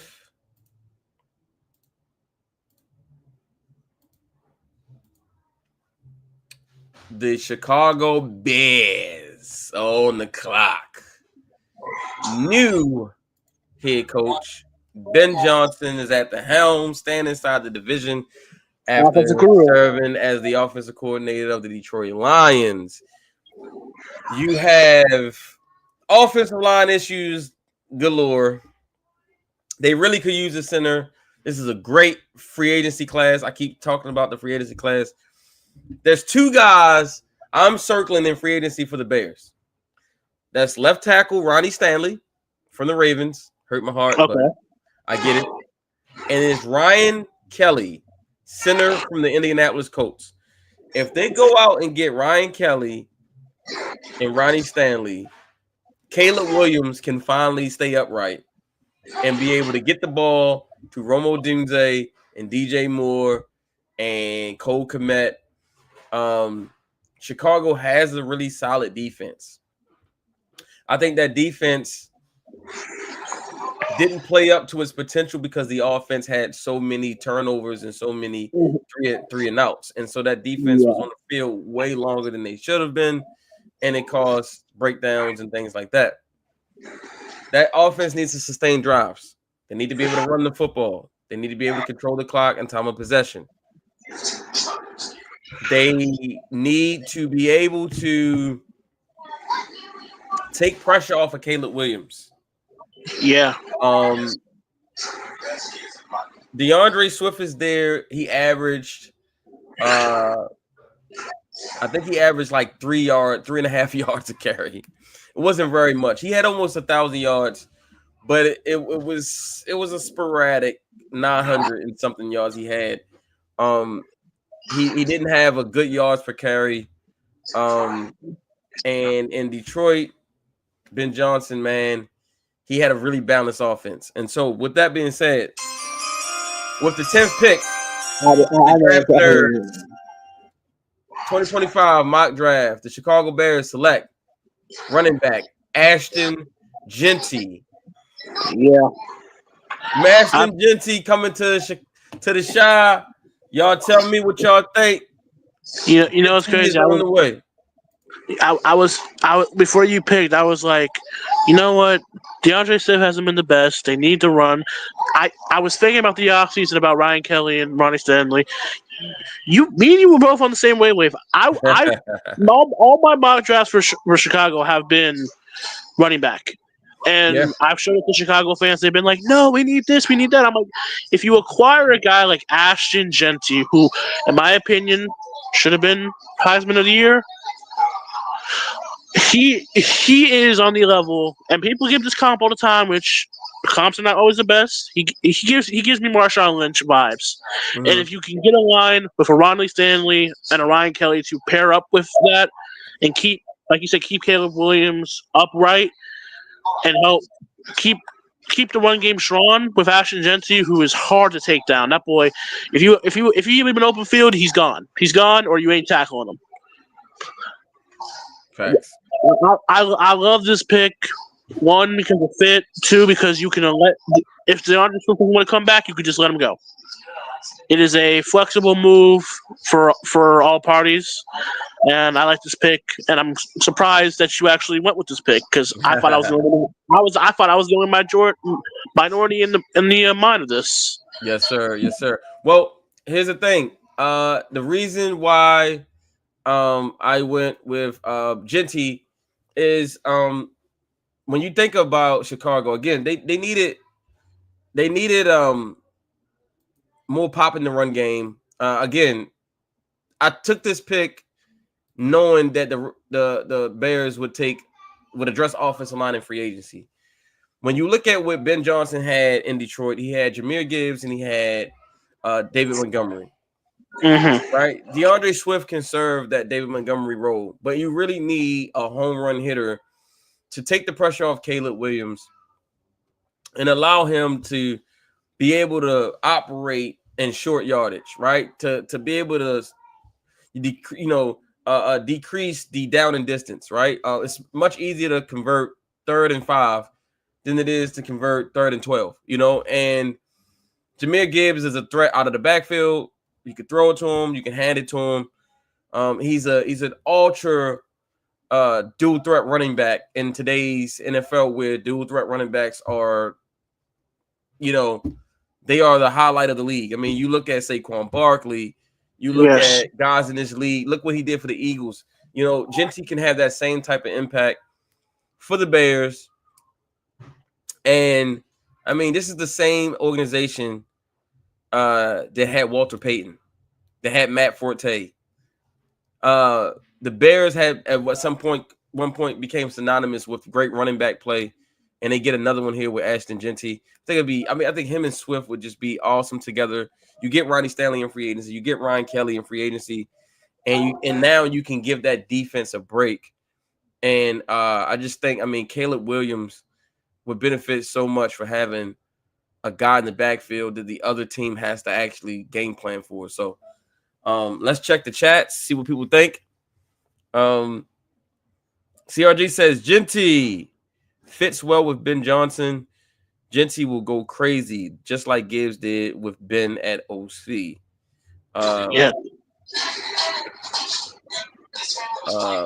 All right, let's see. Let's check. Anybody else? Any comments? How do you guys feel about the Genty pick to the Chicago Bears? I know there's a lot of Cowboys fans who probably was hoping they was going to get Genty. But, hey, man, you snooze, you lose. If you want Genty, you're probably going to have to trade up from 12. I don't know if the Cowboys will want to do that, trade up from 12 to get a running back. But this is a really good running back class. There are other guys in this draft I really do like Caleb Johnson, like Omarion Hampton. There's some guys in this draft that you can get. Henderson, Junkins. Yep, Junkins and Henderson from Ohio State. I mean, the running back list go on and on and on. So that takes us to the San Francisco 49ers. Hey, can we just talk about 3 in a row, the history of these franchises, the Chicago Bears, the San Francisco 49ers, and the Dallas Cowboys? I mean, you're talking about rich organization with rich history. And to see these 3 teams picking this high in the draft is a rare sight. So, the 49ers. Go ahead. I'm sorry. No. Well, with Chicago, it was obviously line play, but San Francisco and Dallas were both injury and just poor management of contracts and the front office. So, but that's basically all I was going to say. Go ahead. No, you're good. So, with the 49ers on the clock, what do you think? Where do you think they go here? I don't. Okay, so let's think about this. They may trade Deebo Samuels in the offseason. This is hypothetical. Mm-hmm. They got Christian McCaffrey still a little injury wobbled. They might lose Hufanga. I think they go safety. Safety. Okay. Anybody else? What do you guys think? Playback, YouTube, Twitter. What do you guys think? Where do you think the 49ers go here with the 11th pick in the draft? they can use a lot. I mean, their team is getting old, right? And they need to get younger at some premium positions. That's what you saw, And if they're going to give money to Brock Purdy, if they're going to pay him like a top tier quarterback, they better surround him with talent, because we saw this year, if he doesn't have great talent around him, he ain't the same quarterback. He ain't the same guy, right? Like I told somebody, I think he's a slightly better Jimmy G. That's what I think he is. No diss. I mean, Jimmy G took a team to a Super Bowl. He can win you games. He ain't gonna mess it up. But if you don't surround him with elite talent,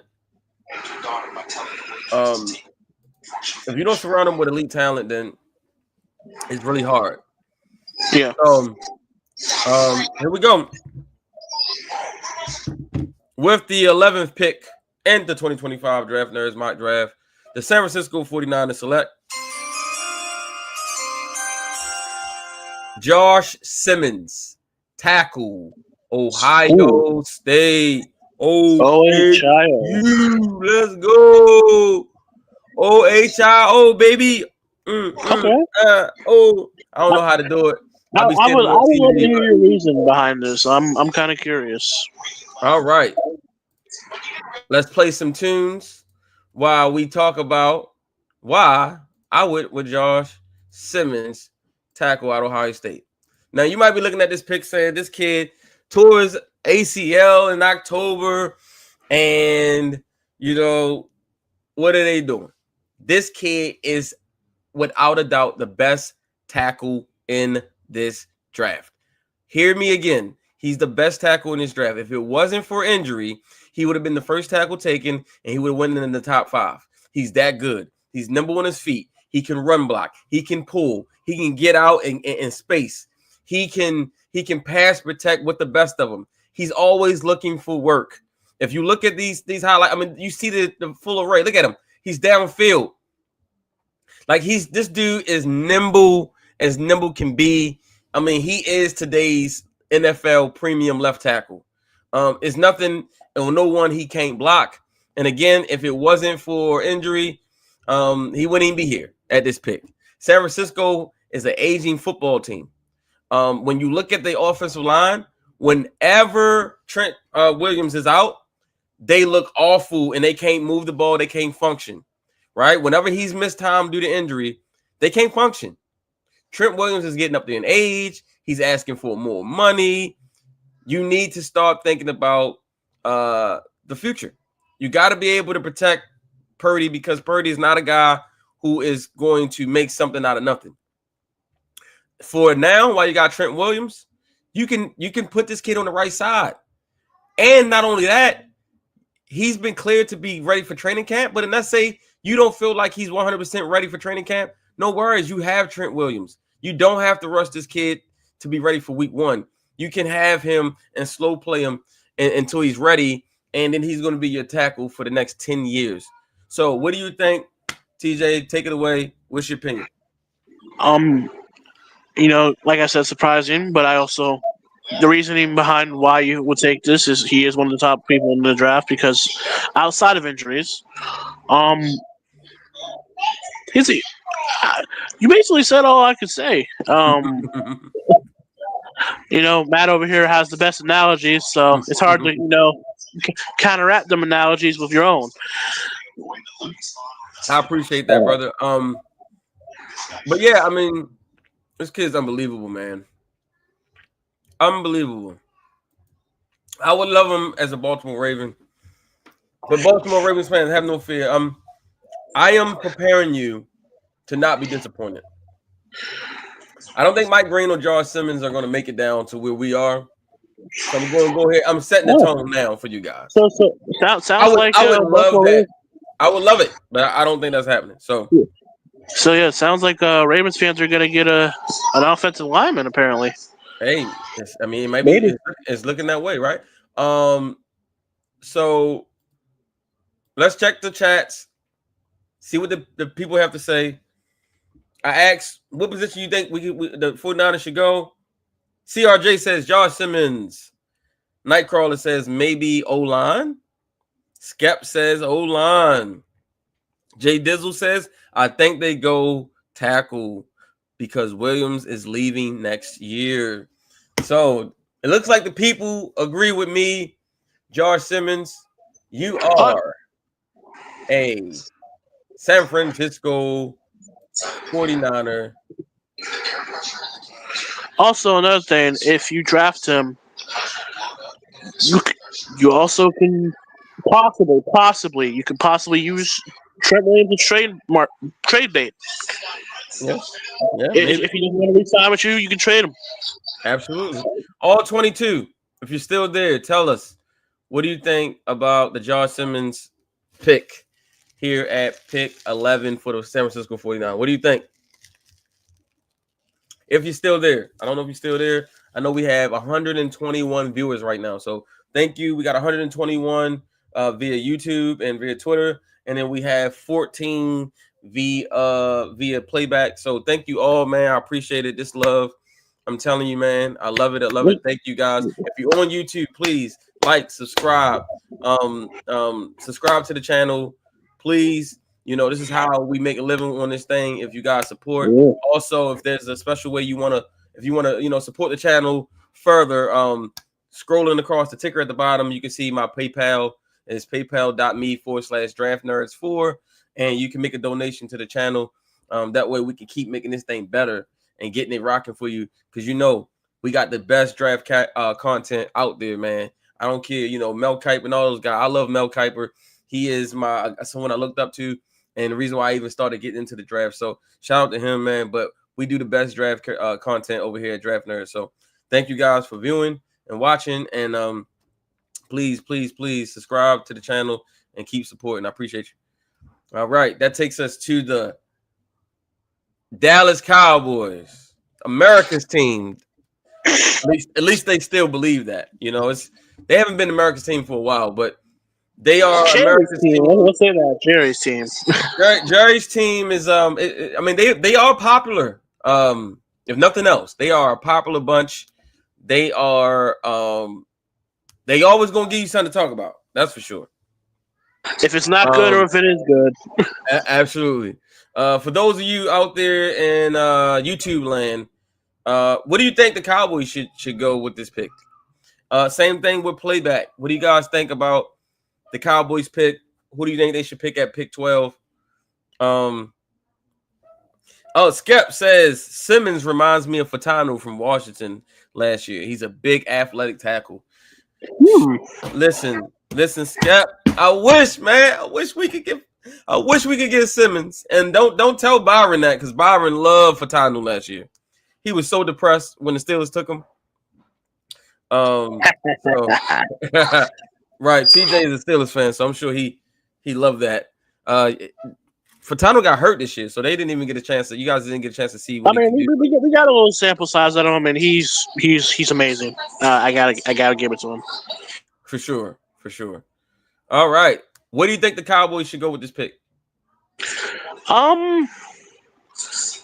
Can they convey this into getting Jerry Jones unemployed? No. Let me be real. Let me think about this. My brain's hurting trying to think about the Cowboys. They need running back. Obviously, they could have took Ashton Genty, but the Chicago Bears took him. Mm-hmm. They need. I could see them going tight end. Maybe offensive line help, because they've been an offensive line limbo since Tyron Smith left.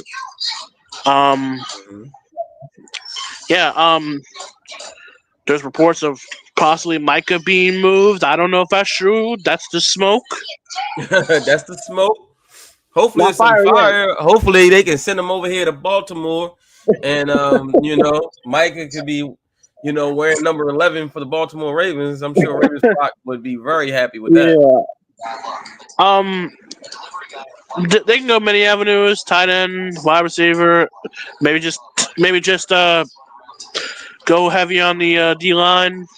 because of certain old cats that are probably not going to be here next season. Mhm. But many avenues. Many avenues. Man, what did you guys think about Jerry last year saying we're going all in, and then he proceeded to do absolutely nothing? I thought that was kind of funny, you know. As a wise man said one time, all in my ass. Pause. Oh yes, he did say that. All right. Well, the pick is in, and we're going to the big board with the 12th pick of the Draft Nerds 2025 Mock Draft 1.0. The Dallas Cowboys select Luther Burden, wide receiver, Missouri. All right, let's talk about it. Luther Burden, talk to me. What do you think about Luther Burden, TJ? Been looking at this guy because, as a Steelers fan, we need a wide receiver. But not about me. For the Cowboys, I like this pick. Speed, technicality, make plays after the catch. Just an all-around good receiver. Could really help the Cowboys receiving core with CeeDee Lamb, possibly Brandon Cooks if they bring him back, and a good combination of wide receiver talent. It's a great pick for them. I don't know how. I don't know. It seems like a Cowboys pick. It's just I don't know if they can utilize him well next to CeeDee Lamb as well as Brandon Cooks. Maybe, I don't know. I could be wrong. Well, so here's the logic behind it. Brandon Cooks is a free agent. Okay. And CeeDee Lamb really desperately needed a sidekick last year. There was times it was just him, man. He was like a man out on the island by himself. Dak Prescott really had a hard time when teams would double team CeeDee. CeeDee still ate. Ironically, I mean, he still ate even with getting double coverage and safety help over the top. But if you bring a kid like this in, Luther Burden, who can win one-on-ones, he can separate, and he's a yak monster. I think it takes so much pressure off of CeeDee. It takes so much pressure off of those tight ends, and it allows Dak to be able to have somewhere else to go with the ball when he needs to get the ball out of his hands quickly. Luther Burden uncovers quick, right? He's like Zay Flowers in that mode of he gets open quickly, right? And he's an excellent outlet if you're getting blitzed. Zay Flowers helped Lamar Jackson tremendously against the blitz. And so having a guy like Luther Burden who will get open quickly to help against the blitz, I think is tremendous. You too. I actually like the Zay Flowers comparison. I actually like that comparison. Yep. I see it familiarities. Yes, sir. So YouTube playback. What do you guys think? Luther Burden to the Dallas Cowboys. Now, us people on the outside may be illogical, but Dallas likes to do stuff out of nowhere. Mm-hmm. So we can only guess. We can only say what they need on a technicality. But Jerry Jones likes to go something that we can talk about. Oh, you know what I'm saying? Mm-hmm. Yeah. No, 100%. Okay. So let's check the playback chat. See what they have to say about the Cowboys pick. All right. Who Star says I can see that. I can see Luther Burden. Skep says, yeah, Luther. They need a wide receiver pair with Lamb. Nightcrawler says wide receiver or edge, maybe, I don't know, tough position. Byron Flock Attorney says Luther, LB3, kid from Missouri. And well, hey, Jay Dizzle says Miami goes Starks to pair with Holland. That's funny you say that because Holland is a free agent. Holland is a free agent, so more like replacement instead of pairing. More like a replacement than a pair. So yeah. Hello, Ann. I see you just joined up on the playback stage. How you doing? Miami. You know what's crazy? I feel like they're gonna go on because that O line still hasn't been great for them. Yes, sir. Miami, y'all. What do y'all think? Tell me. YouTube land, playback, Twitter. We got 123 people on YouTube and Twitter, and we have 15 people on playback. Tell me, where do the Dolphins go with this pick? Jay Dizzle already says Miami goes safety. He said they might go quarterback. I mean, after they just paid Tour, that'd be interesting. Actually, I think they go tight end. Actually, in my opinion, tight end or tackle, offensive line, whatever. To make 200 more targets and more reliable targets at that too. Yeah, because this was probably Tyreek's worst season.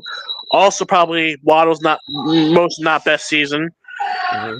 It was definitely a step back season for the Dolphins. Agreed.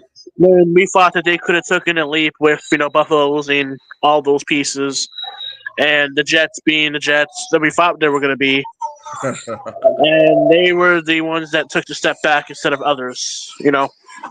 All right. The pick is in. Here we go. With the Miami Dolphins pick. With the 13th pick, a.k.a. Dan Marino, the Miami Dolphins select Calvin Banks, tackle, Texas. Talk to me, y'all. Talk to me. What are we thinking? That is a great pick. That is a great pick. I believe that their tackle, what's his name? I keep forgetting his name. Huh? Was it Teron Armstead? Teron Armstead. That man, as much as he was a good addition at the time, has been probably a plus. Has been more of a negative than a positive. And, Banks is definitely, like you said earlier, this draft class is full of a lot of great linemen. And Campbell, Simmons, Banks, they're basically 1A, 1B, 1C. It's basically flip a coin, you got good linemen. He's a great blocker. I believe his point of his hands are great. His stance is great. He can motion across the field and stuff. Or lead block or something like that. I believe like that. It's just look at that block. Yeah, he gives effort. He's not going to take trips off, like I said. I believe he did play a little bit of guard or something like that. I believe.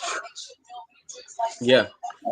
This kid Calvin Banks, so he can be a versatile piece in case. This kid Banks is one of my favorite tackles in this draft. He's so long, really athletic, can get out in space, and he got a mean streak, man. When he comes around a corner, when he pulls, he comes with bad intentions, right? He's trying to wipe you out, and you just gotta like that about a guy like that. You talk about Tua. I mean, the dude has suffered so many concussions. The poor guy. Like, I think you got to protect Tua. Right, you've already paid Tua, you've already invested in Tua, and so you need to protect him.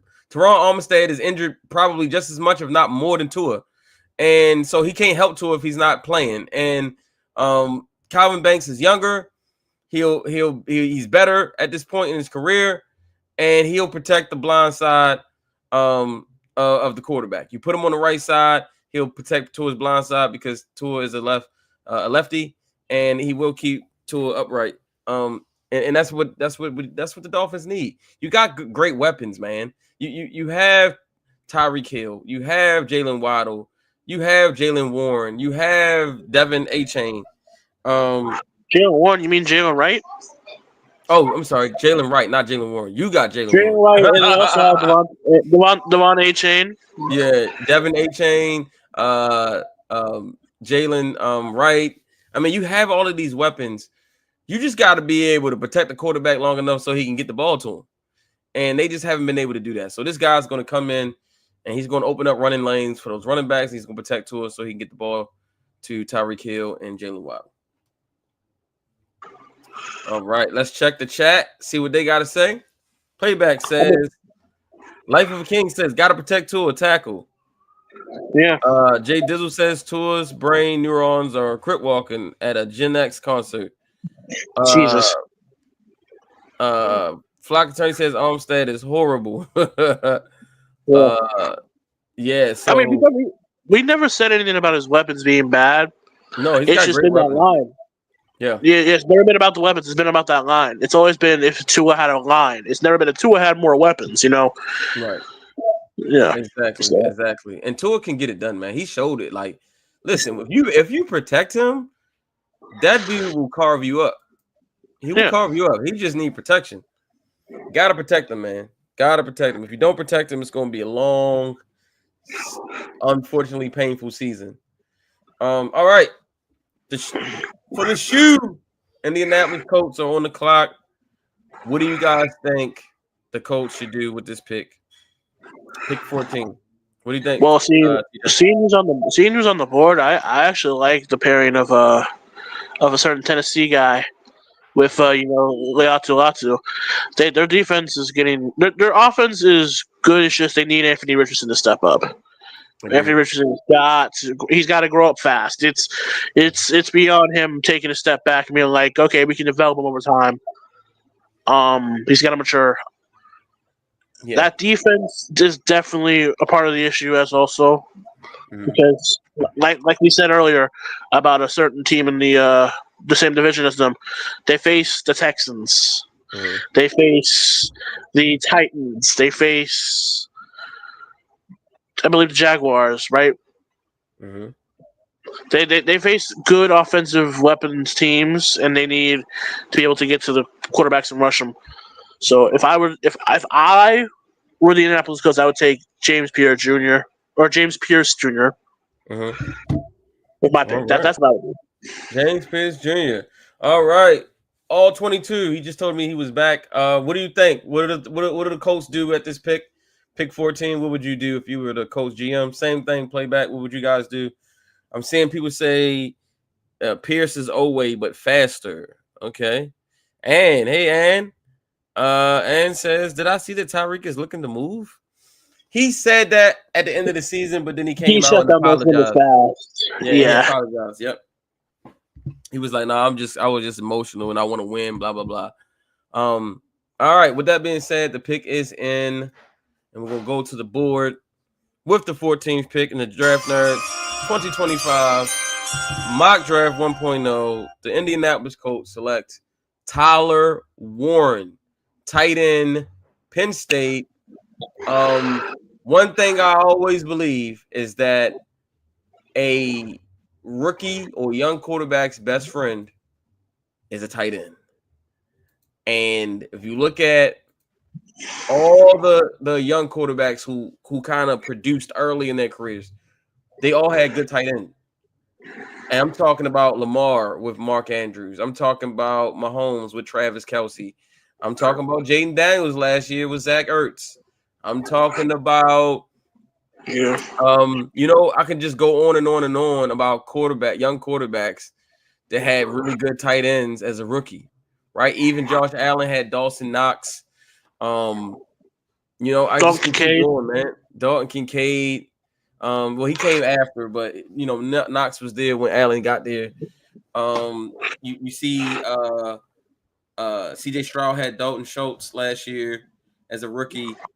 Brock Bowers. It's like if you gotta, because see the thing, tight ends operate a certain part of the field in the middle of the field where it's easier throws for the quarterback, for the quarterback to read, and the coach got to do whatever they got to do to develop Anthony Richardson. Man, they have to. They got to get Anthony Richardson up and running.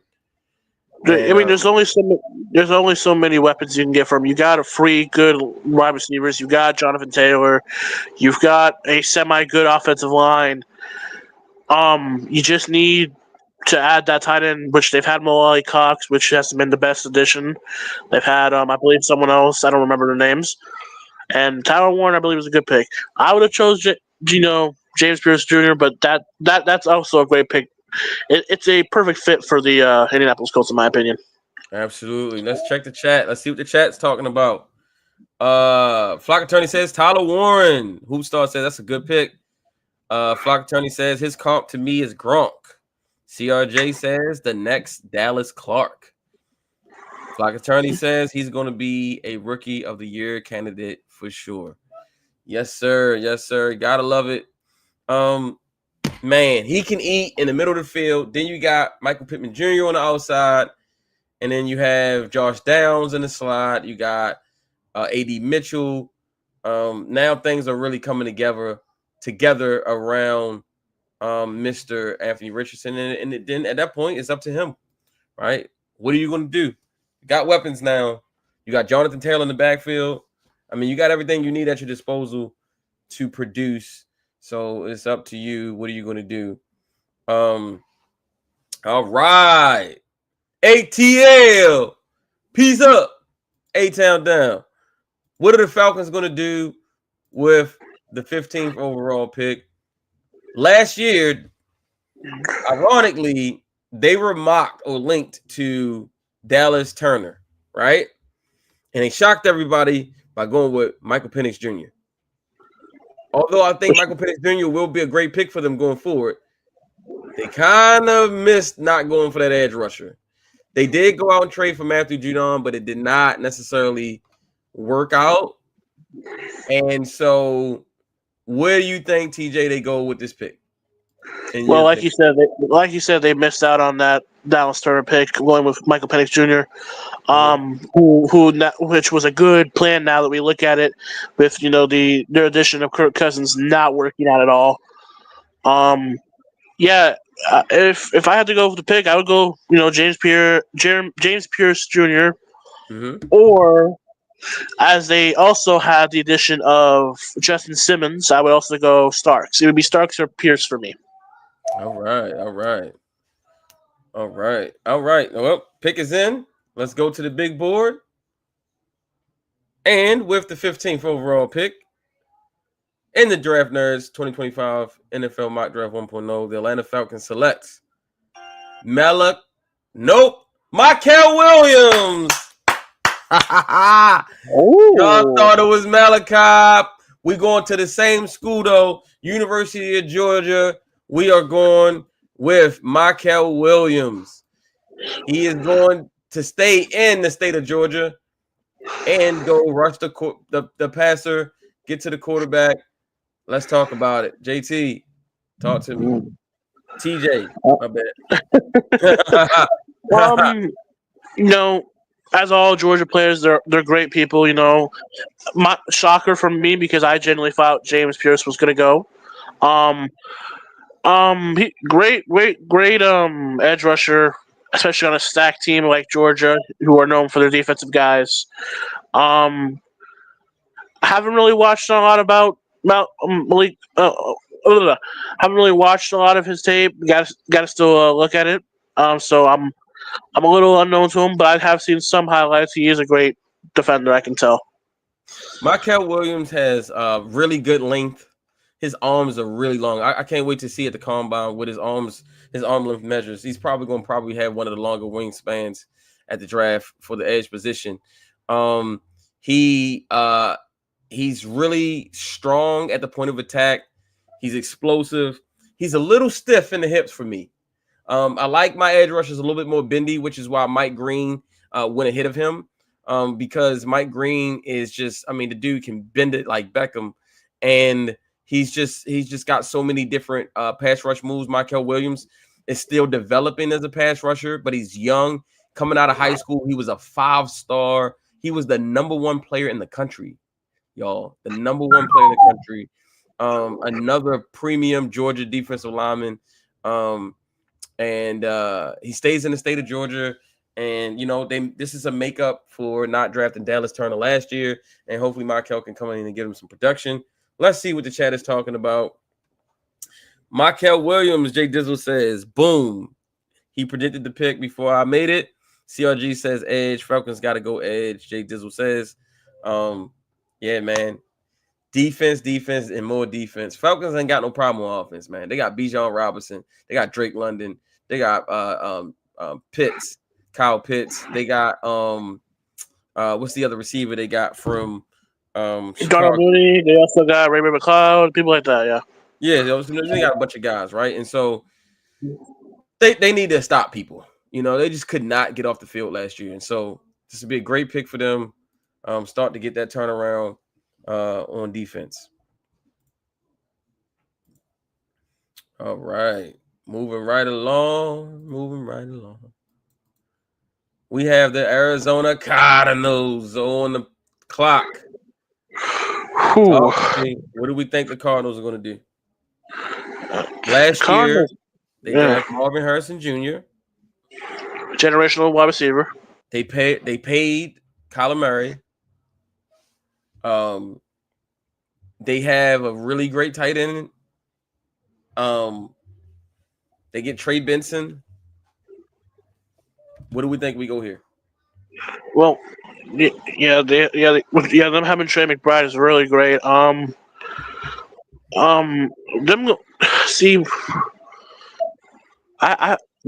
James Conner just got paid, so I don't think they're doing running backs, obviously, and a running back right now would not be the best. With them possibly losing a lot of their secondary, I believe. I don't know if Byron Murphy's still on the Cardinals, I believe. Them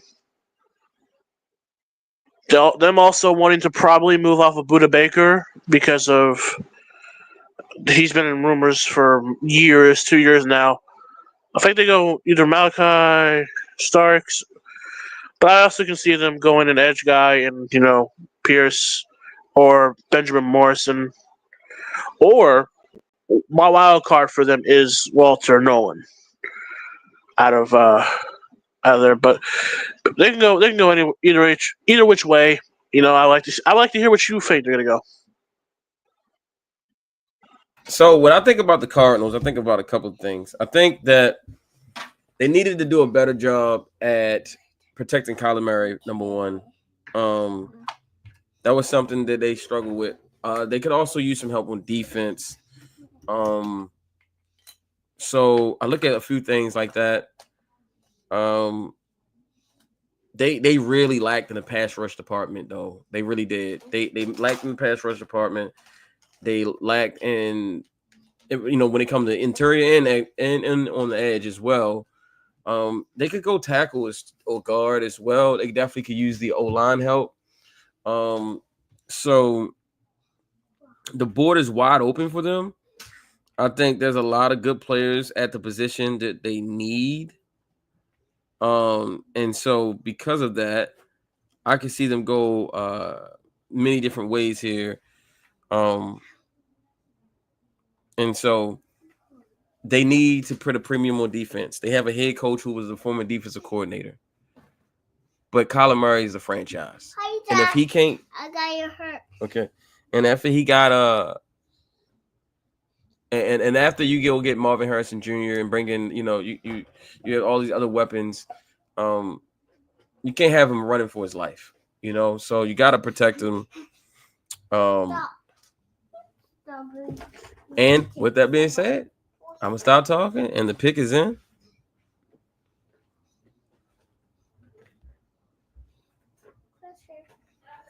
With the 16th overall pick, the Arizona Cardinals select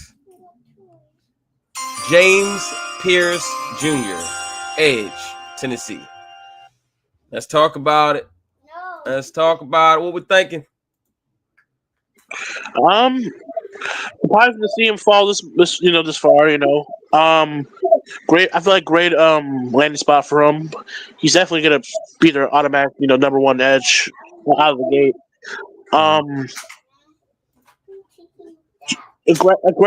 Aggressive edge rusher. I can tell you that very aggressive. I like his fluidity. He's especially on a team like Tennessee, who I didn't see this type of coming. Can definitely chase down the defender. Quick. I feel like he's the total package for what Arizona needs. This is yours, though. This is mine. Is that you? Are you done? Here, take this to mom. Yeah. I'm done. I can let you talk.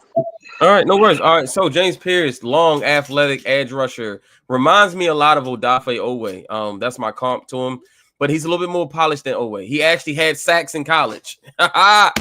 Ravens flock would appreciate that. He actually had sacks in college. But yeah, he's a little bit more polished than Owe, but he has a very similar skill set. Long arms, very a guy that can kind of like long arm a guy, a tackle, where if you don't know what a long arm is, he can put that arm out, stretch, and keep the space between him and the defender. And take this and take the cup to moms. You get this. Thank you. And so, hey, everybody knows I'm a dad, so it is what it is. But anyway, I like James Pierce, man. I think he has a good motor. I think he has a really good physical skill set. I think there's some things he needs to work on, some things he needs to be coached out of. But Arizona needs help on defense. I mean, they just cannot really stop anyone, and they have a defensive minded head coach who ironically was on the Eagles staff and saw what a good defensive line can do for you. And this is the start of building that D line up in Arizona. Go to the chat. G Dizzle says American Owe. Yes, sir. Okay. He says interesting. So yes, Pierce is on the board. He was by far the best edge rusher still left on the board, with Mike Green going earlier and Abdul Carter going earlier and Michael Williams going. You think Arizona is looking at the board and saying, okay, there's a run on pass rushers, and if we don't take our guy here, we may not get a good guy we want. So yeah. The Bengals, who had the Bengals. The Bengals.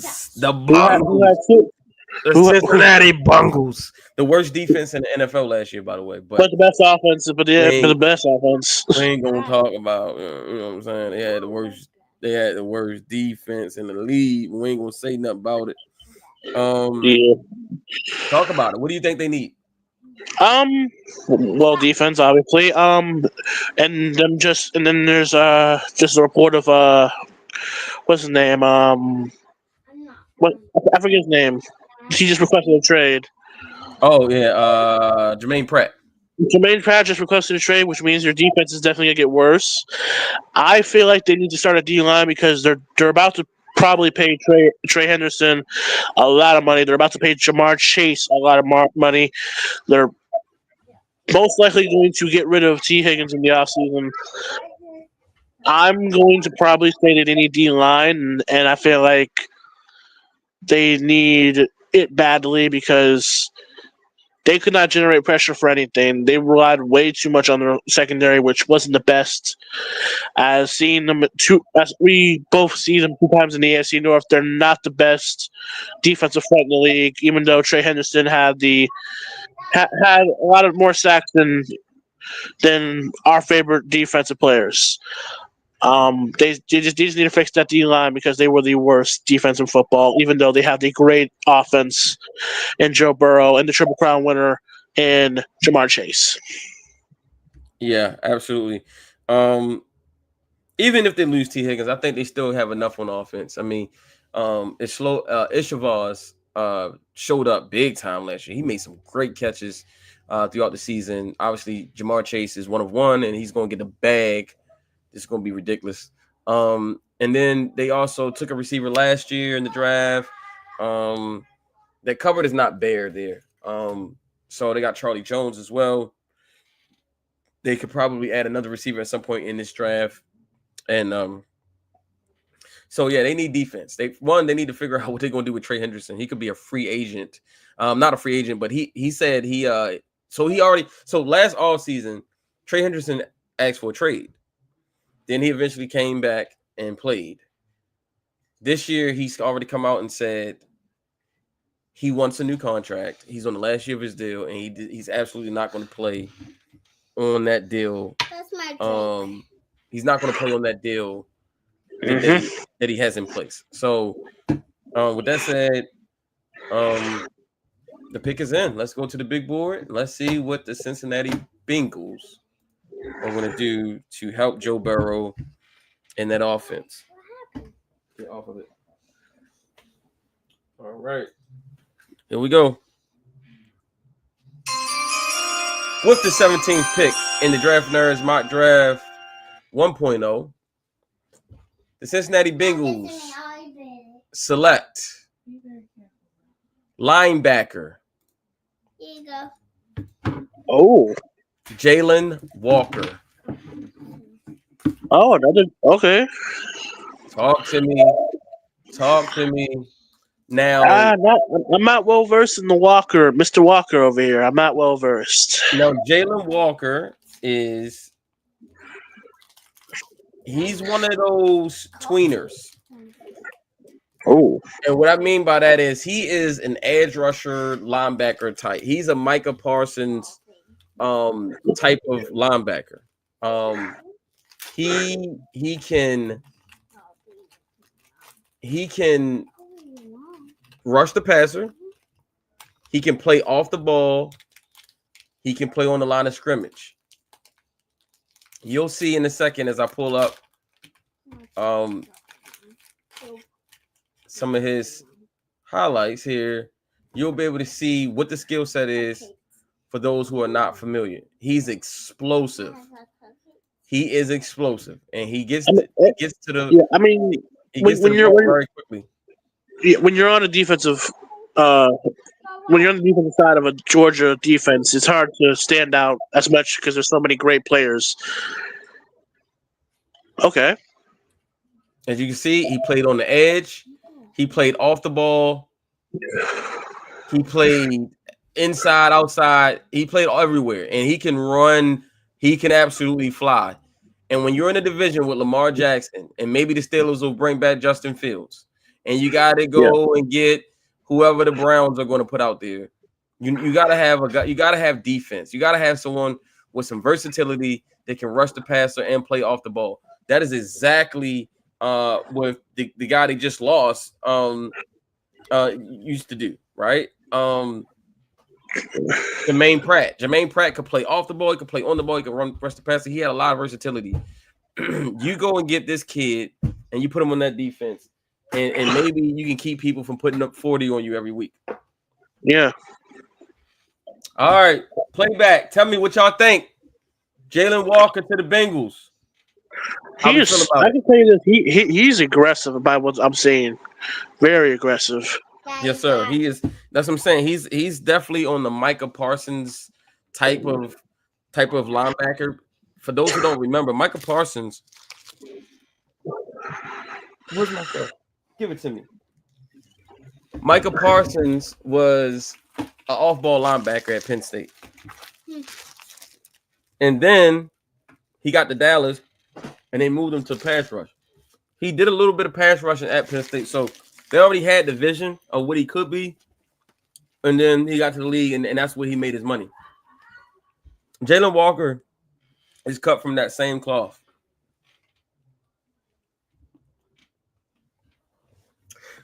So let's read the chat. So Juice, man, my guy Juice finally came over to playback. Juice says, but if you lose T. Higgins, the way to make Joe Burrow happy is wide receiver first. I think the Bengals have been addressing wide receiver a lot. I mean, you got him Jamar Chase, who now you got to pay. You drafted Ishavaz, whom really took strides last year in his play. Then, on top of that, you went out and got Charlie Jones. You drafted the kid last year from Alabama. No. You drafted the kid from Alabama. And who name I can't think of. I forget his name. But you get the kid from Alabama. You got Ishavaz. You got Charlie Jones. You got Jamar Chase. I think they will draft another receiver at some point in this draft. But that defense was the worst defense in the world in the NFL. And I think what would make Joe Burrow happy is him putting up 35 points and still losing 40-35. I think I think that would make him. He was visibly frustrated when him and the offense will go out there and score. He go sit on the sideline, and the other offense go right down the field score, and then he's like, "All of my hard work is just thrown down the toilet because our defense can't stop anybody." I think when you look at they have to be able to stop people, man, and they just couldn't. They had the worst defense in the NFL, and it wasn't even really close. T. Higgins spent a lot of time injured too, so they've had to play without T. Higgins for a good bit of time over the years. Yeah, you watch your phone right now. And so I think. So I think that I think that's what the focus has to be. What do you think, TJ? I like it. Like you said, basically. Sorry, yeah, I'm just trying to think. Yeah, that defense was not great. It made our defense, our offense for the Steelers, obviously, because I'm a Steelers fan.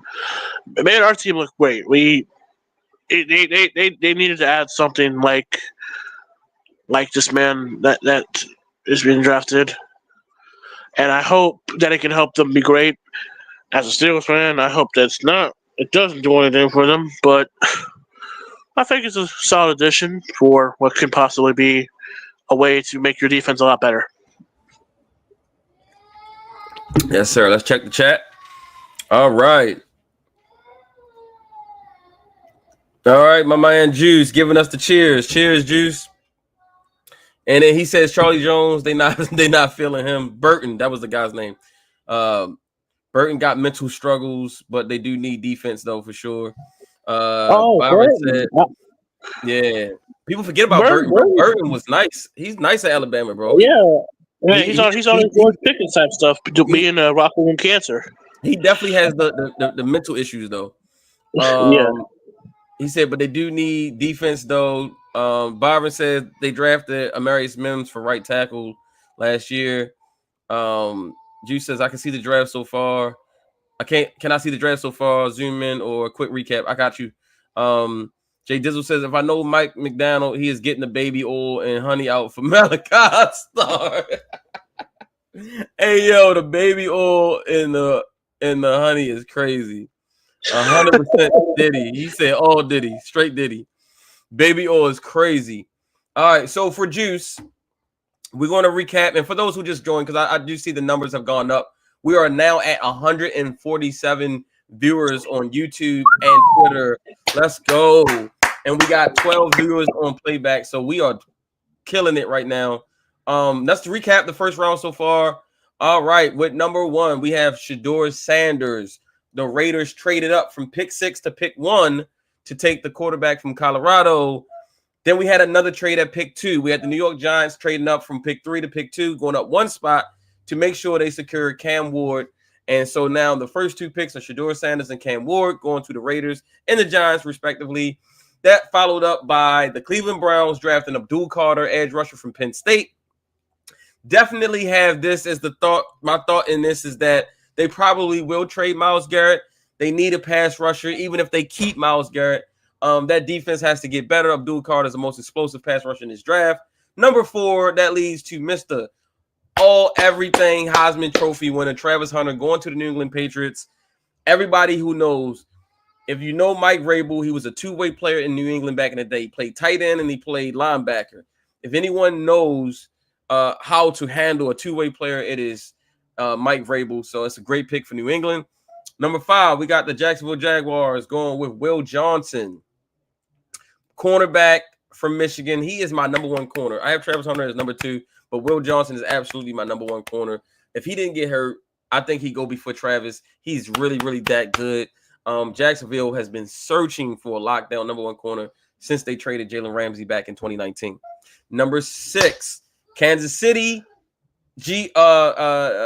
former executive GM or whatever his position was. He is now in Tennessee as the GM. He said they want to build inside out.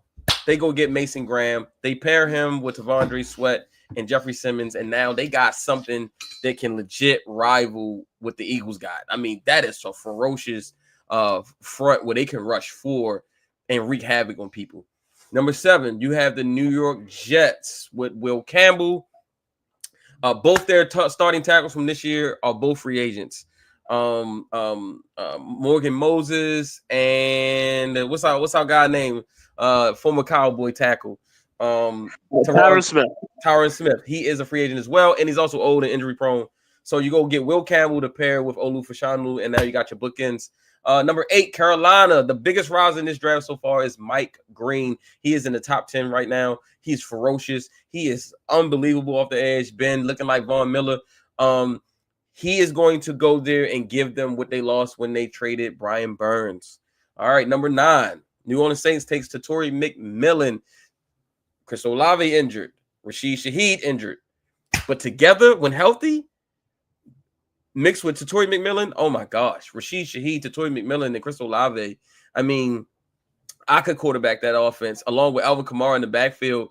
I mean, they really do like, from what I'm hearing, they do like Spencer Rattler. They went out and got Kellen Moore as a head coach.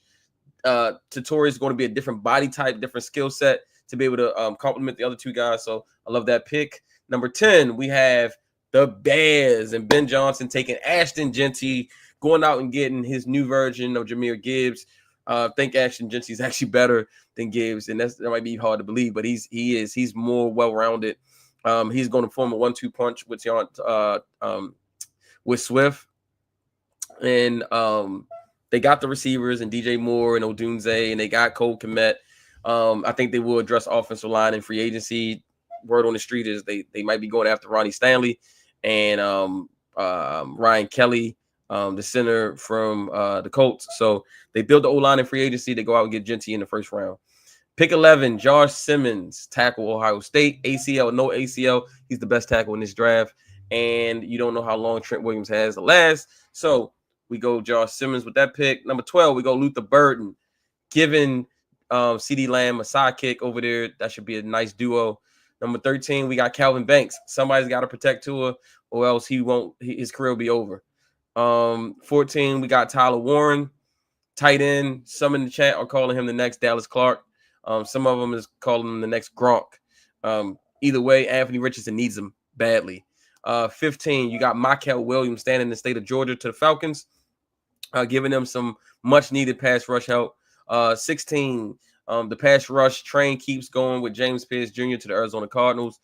They definitely need somebody that can rush the passer. And we got a little bit of a run on defense. The Cincinnati Bengals at 17 goes with Jalen Walker, the all-dynamo off-ball and edge linebacker who can just absolutely wreak havoc, and the Bengals need it. And that leaves us now with Mike Mack and the boys in Seattle.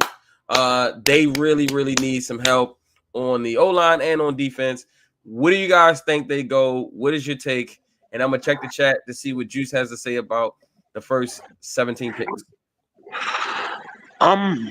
Seattle. Well, obviously, I feel like with all right, so Juice says Stark's not getting by Mike. Juice says I do not want Carter on the North. What the F? I was about to say that. We cannot get away from, bro. We legit cannot get away from these pass rushers, bro. TJ Watt, you know what I'm saying? Myles Garrett, bro. Like, now we got Abdul Carter coming. Jesus. All right. Juice says Travis Hunter will bring Robert Kraft money. Yes, he will. Mike Green went from the second round to top 10. Let's go. Juice Lowry says Kevin Zeitler might be going to the Bears too.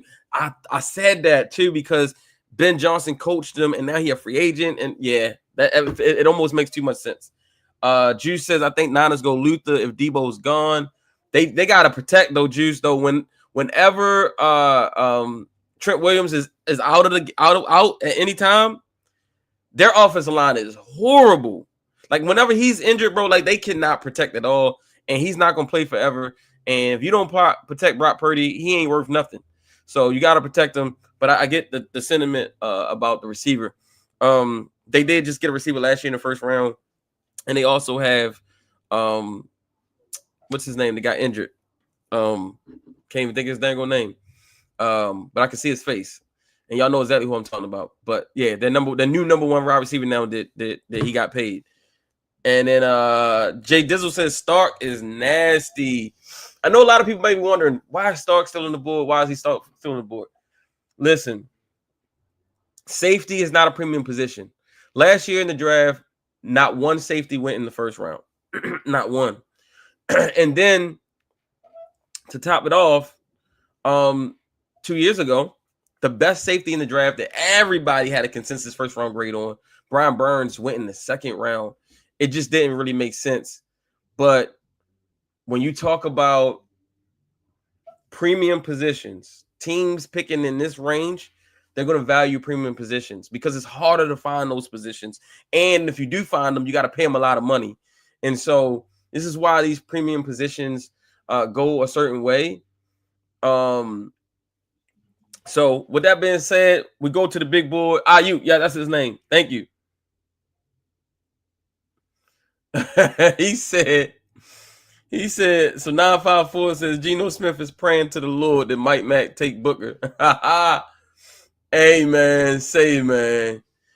All right. So with the 18th pick in the 2025 Draft Nerds Mock Draft 1.0, the Seattle Seahawks select Shamar Stewart, edge rusher, Texas A&M. Woo! Talk to me. How many people are surprised? Let's talk about it. They just sent shockwaves. They just sent shockwaves through the draft. Hey, Geno Smith is not happy right now. He's not happy. That boy is. Hey, you better go out and get somebody in free agency. This is a loaded offensive line class. Go get you somebody. It's a loaded class. Hey, and I know people saying Malachi Stark, but don't forget, Javon Holland is a free agent, and Seattle do have some money to play with. This is also a really stacked safety class. So here's how I weigh out certain positions. If edge rusher, and it's a safety, always look at which position is more stacked heavy in the draft. To me, there's more premium safeties than there are edge rushers. And so you got to get one of these edges if you are going to compete. They are in the AFC West. Stafford's there for now. Brock Purdy's there. And you got Kyler Murray.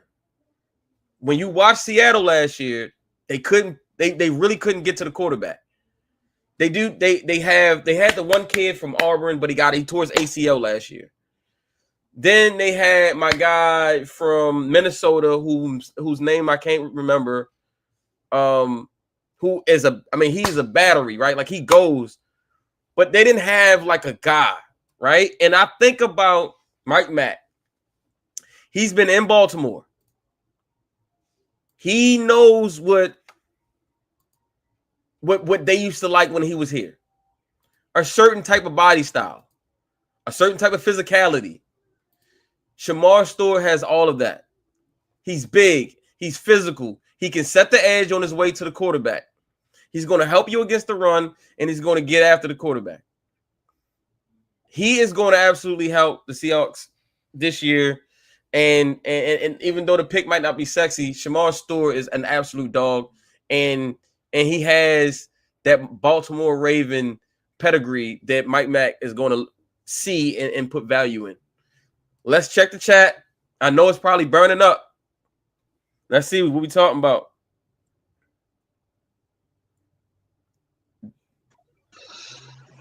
So Juice said, damn, we're not going to get no edge rusher. Hey, bro, you know it's a copycat league. Everybody just saw what happened with the Eagles in the Super Bowl. It's no surprise these pass rushers are flying off the board. And that's exactly what I think is going to happen. Just like last year, we saw that run and it just kept coming. It kept coming.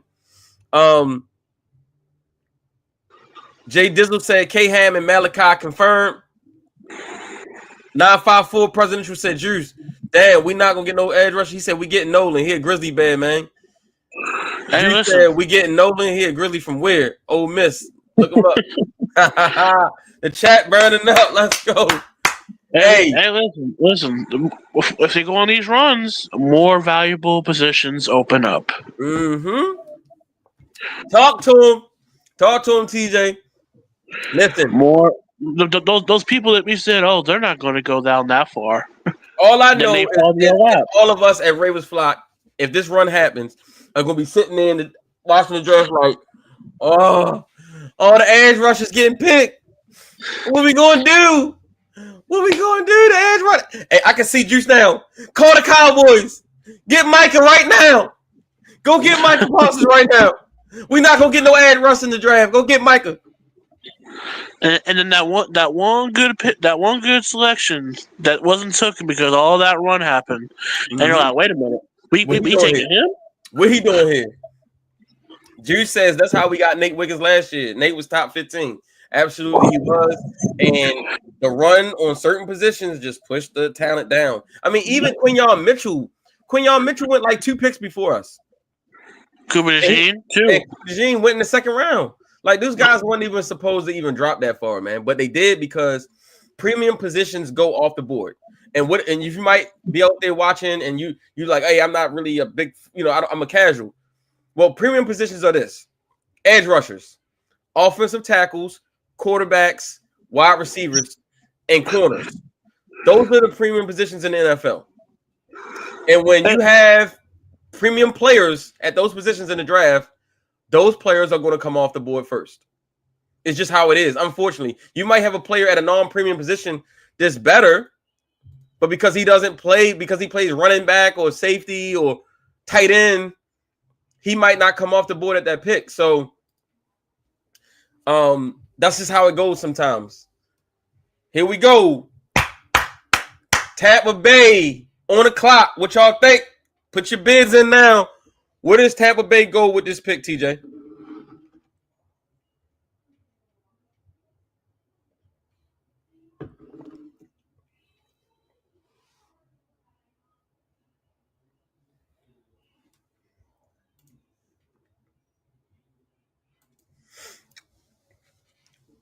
What y'all think, man? What is Tampa Bay going to do?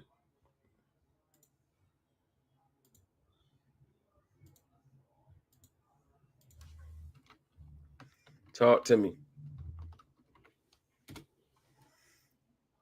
What is Tampa Bay gonna do?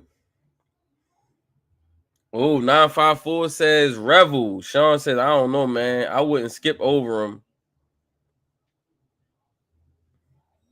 Sean said, I don't know who to skip over. Skip over who? Jay Dizzle says corner or wide receiver. Juice says wide receiver. Wide receiver makes a lot of sense, right? Because Mike Evans is getting old, man. And there he is. So what do you think, TJ, about this pick, Tampa Bay? They're saying wide receiver in the chat. Mike Evans getting old, and Chris Godwin is coming off an ACL injury, and he's a free agent.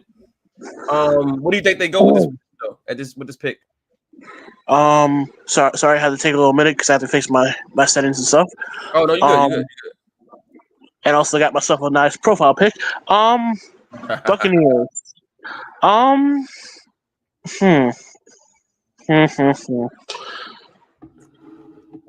Their issues have been more of you do need a wide receiver because Mike Williams, like you said, is getting up there in age. But also, what's his name? Jalen McMillan, is that what his name was? Yeah. Yep. From he's on the rise. Oh, what happened?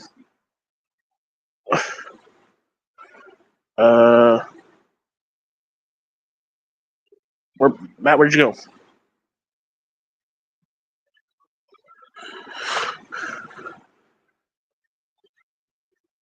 All right, no worries. I'm back. Okay. Out the studio. I don't even know how that even happened, but I was like, you was over there drinking some juice. I'm like, how did that happen? Right. I was just sipping me some juice. Next thing you know, I'm looking at the white screen. I don't know if they can go here. It's a toss up. They could go edge. They could go safety. This could be where Stark goes to pair with Antoine Winfield. Mm-hmm.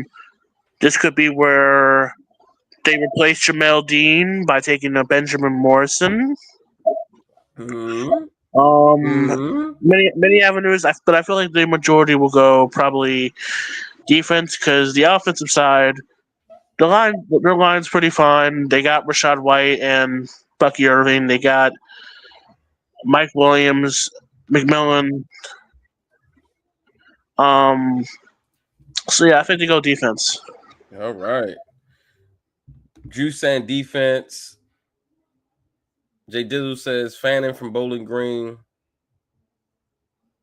Oh, he was okay. Cool. See, I gotta get more into the college football scene. Bowling Green. Yeah. All I've right. never heard of that program in my life. Oh, you never heard of Bowling Green? Nah, not until I started playing college football 25. I go up on college. It's all good, brother. The pick is in, though. What y'all think? Here we go. With the 19th pick in the Draftnerds 2025 Mock Draft 1.0, the Tampa Bay Buccaneers select cornerback Jahdae Barron, Texas University. Let's go. Let's talk about him. Let's talk about him. That's definitely a shocker. Let's talk about him. Let's go. Let's talk about it. Take it away, TJ. What you think? So like I said, shocking pick. Obviously, inspiring leader on his defensive team. Can really play. I believe this just off the top of my head. I believe he's a man corner, right? He plays more man. Yep. So him being on that defensive side, playing that side, it's very good. Good tackle in the open field. Could get a lot better. Not the most polished player, I'll say that. And has upside. Yeah.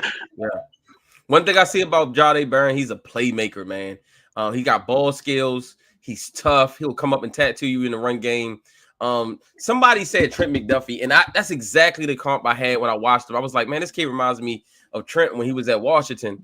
Just sticky in coverage, tackles. He's undersized. I mean, and he's not even really undersized. But he's not the big corners that we've been seeing in the years recently. But he is just a good player, man. And I guarantee in 3 or 4 years he's going to be one of the top corners in the NFL.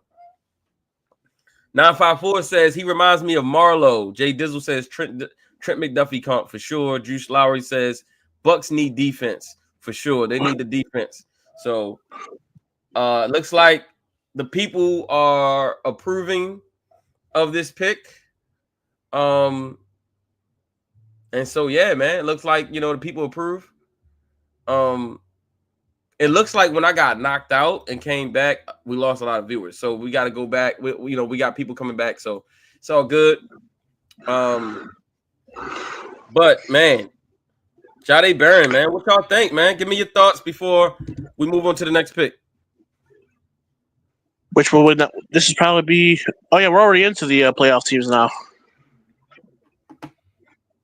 You said what? We're now into the playoff teams now. Yes, sir.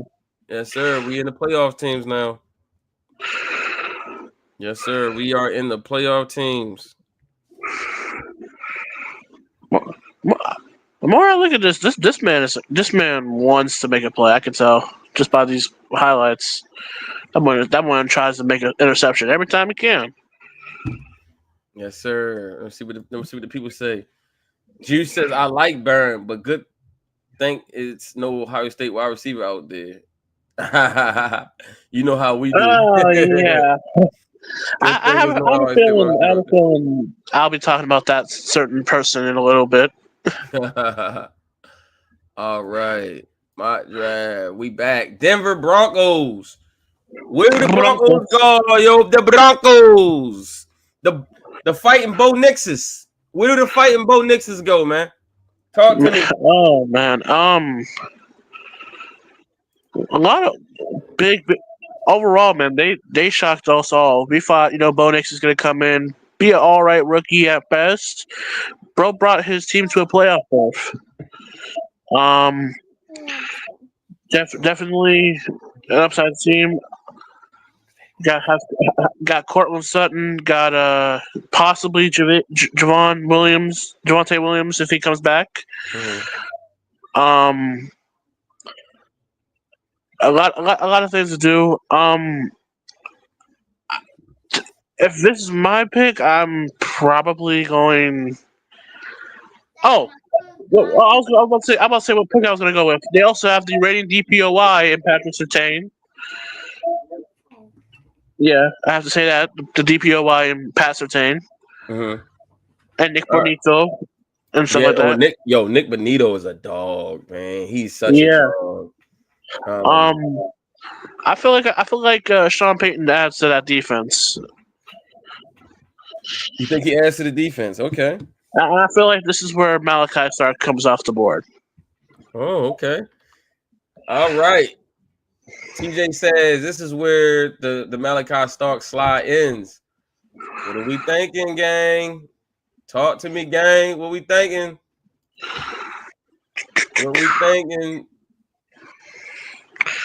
The chat says, Jay Dizzle says Denver needs a running back. Denver, yeah, they do need a running back. They but do.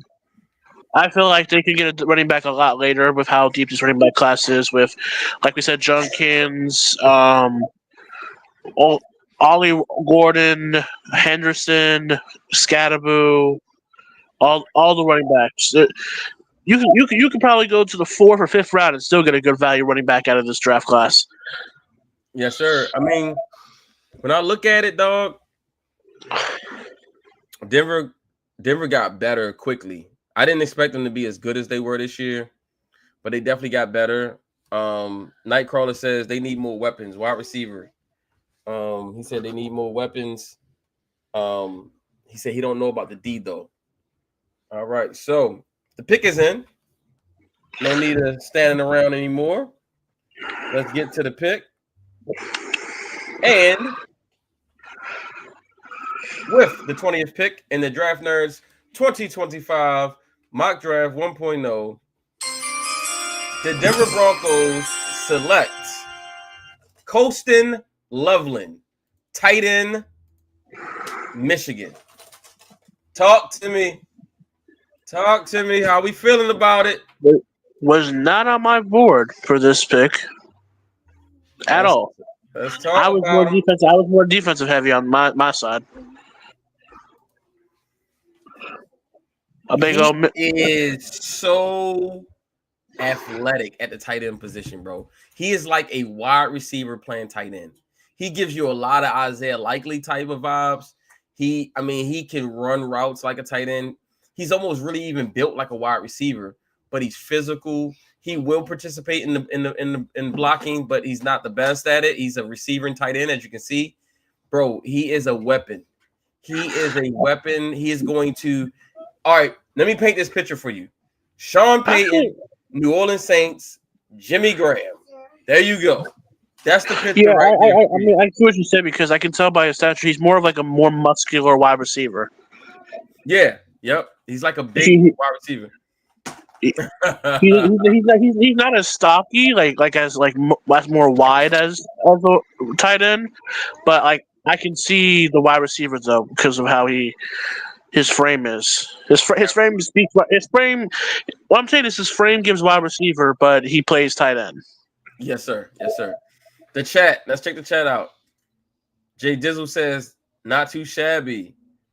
Nightcrawler, not familiar with his game, but I like it though. 954 says Jim Harbaugh just fell to his knees. Byron just says Jim Harbaugh is pissed right now. Oh man, left my ass off. Mark Andrews to the Chargers is going to hit like crack. Oh gosh, Mark Andrews in a Chargers uniform is actually kind of nasty. It is, but not only that though, Colston. Not only is Jim pissed that he couldn't draft him, but Colston is going into his division. Remember, the Broncos and the Chargers are in the same division. So not only did he not get a chance to draft him, but now you got to deal with him twice a year. So this is going to make that division so much interesting. So interesting going forward. It's going to be so spicy to see if you see Colston Loveland here. He's a matchup nightmare, man. You know, they do have some receivers. The cupboard is not bare there. Don't get it twisted. They got some receivers. Cortland Sutton is still a dog. They got the kid Mims who can stretch the fields. They did get they did get my boy from Oregon last year, who, you know, he got to be more consistent catching the football, but you know, he still can play. So the coverage. My only concern is he might get beat in pass blocking. Like he might get he might be a little bit of a liability in pass blocking. Not too much, but I'm just basing this off of his frame because I haven't seen any of his tape. So Juice says, "Damn! So the new good tight ends is coming up. Will be all in the AFC West. Yeah, you got Brock Bowers. You know, you got Colston Loveland. You got Travis Kelce, but he on his way out, and maybe Mark Andrews is headed to the Chargers. Who knew? Just for station identifications, just to give you guys an update, we are at 162 viewers right now on YouTube and Twitter, and we are at a 14 on playback. Wow, man! Yes, we are live right now. We are live. That brings us to the 21st pick. 21. Hey. And it is the team that I support since I was born. Oh, brother, here we go. JC, this your pick. This your magic moment. Talk to the people. All right, well, I'm gonna be a Yinzer now. So Pittsburgh Steelers, you know, had a rough season. Went on a straight up losing streak for the whole last season. Has one QB on the roster, which is Skylar Thompson, which we're hoping and praying that we can re-sign Russell Wilson or Justin Fields. But going into the draft, which do you think they bring back Fields? They should prioritize Fields heavily. I don't care what it costs. If it costs $12 million, $15 million, we have the money to do it. Especially if we restructure and cut certain people, we'll have the money to pay him. If anything, Justin could be our bridge, or he can break out and be our franchise. He's still super duper young. And in this case, we keep Justin in this mock draft. Our needs obviously are wide receiver to pair with George Pickens, DB, D line, and O line depth. But our top two priorities are DB and wide receiver. All right. Let's see what the chat says. Juice says we need to keep Mark. He will destroy us. Jay Dizzle says Abuka or Jackson Dart. Ooh, Jackson Dart is interesting. Well, like I was saying earlier, my pick, which has been all offseason since the offseason started for us, I've been picking Abuka every single time. If by chance this is the pick, I don't know. It could be the pick. It could not be. That's been my pick. It's also been Benjamin Morris. It's been between Morris and Abuka. And I've thrown in some wild cards like a Nolan or a what's his name? The guy who plays for that pirate team, the purple and yellow team. Siobhan Rebel. Siobhan Rebel. Yeah, Rebel, and it's between Abuka, Morrison, Nolan, and Rebel. That's what I've been doing all off season. I'm actually about to post my latest mock drafts on. Hey, TJ, you're not gonna like this. Byron says Roger Goodell with the 21st pick in the NFL draft. The Pittsburgh Steelers select DJ Ugalele, quarterback, Florida State. You know what's funny? I support all my Florida teams, and I don't want to talk about DJ. All right, the pick is in. Are you ready? I'm ready to see what you pick. TJ, you nervous? Are you nervous about your pick? Yes, because I feel like you're going to raven it up. No, here we go. With the 21st pick in the Draft Nerds 2025 Mock Draft 1.0, The Pittsburgh Steelers select Emeka Egbuka, wide receiver, Ohio State. Let's go. Let's talk about it. I know about this man. Emeka is coming to the PA. AFC North. He's coming to the division alongside George Pickens. From what I've seen, great route runner I've seen. Technical, also has the mind of a quarterback / guy because in the Natty he actually knew how to get one of those plays open for Jeremiah Smith. Just an all-around great guy who would fit right next to George Pickens. Would be automatic wide receiver 1 or 2. You could intertwine that. Just an overall talent, great hands, great technical routes, and very disciplined and patient. I can tell. Yeah, he is the best route runner in this draft. No doubt about it. He's the best route runner in this draft. He was the unsung hero on a stacked wide receiver core that featured JSN and you talking about the kid that went to the Jets. What's his name? Garrett Wilson, and Chris Olave, right? He was all with those guys, and he was the unsung hero. He was behind Jackson Smith and Jimba, Marvin Harrison. He was pretty much the fifth best wide receiver, and right now he's technically the second best wide receiver behind Jeremiah Smith. Right, who's a ridiculous freshman, but he's what the Pittsburgh Steelers like. He doesn't care about. Well, he's what the Steelers need. Right, they need to get away from the profile of the diva receiver. He is a kid that doesn't care about the recognition. He doesn't care about the attention. He just goes to work and he does his job. He's a pure polished wide receiver. I think going back to school this year really helped him. And maybe last year, if he comes out, he's not a first round pick. This year, he's a first round pick, top 21, top 25, and he goes to the Pittsburgh Steelers and can become a really good compliment to George Pickens. If you watched the season last year, when George Pickens went out with injury, the Steelers were lost, man. They were cooked. Oh, my gosh. They could not move the ball. So, this is a great pick for them. Let's go to the chat. Go ahead. You can talk. Go ahead. And also, he could also be a replacement plan if George Pickens doesn't get his emotions in check. So, Juice says, we got to go against Chase and T, maybe. Then Pickens and Emeka? Yeah, F no. and also think about this. There are reports that Deebo Samuels wants to come to Pittsburgh. If somehow Pittsburgh trades for Deebo and I'm gonna say in hypothetical, trades for Deebo and says, you know what, we just want to stack up on wide receiver and draft a Mecca. I'm trying to get Deebo, man. You talking about you get Deebo? Listen. Deebo gonna be here one way or another. It gonna be either on my team or on your team, or who knows? He could be on any other team. Maybe Cleveland. That'd be crazy. But Emeka and Pickens would be crazy together. Juice says, "Give me Micah. Give me Micah Parsons." Jay Dizzle said, "The AFC North has to, if the AFC North has to drop back and have Starks as free safety and K-Ham as the star, you niggas in trouble." Juice says, and he always got 1,000 yards. Always, bro. Juice says he's really, in my option, the best wide receiver in the draft because he's more pro ready.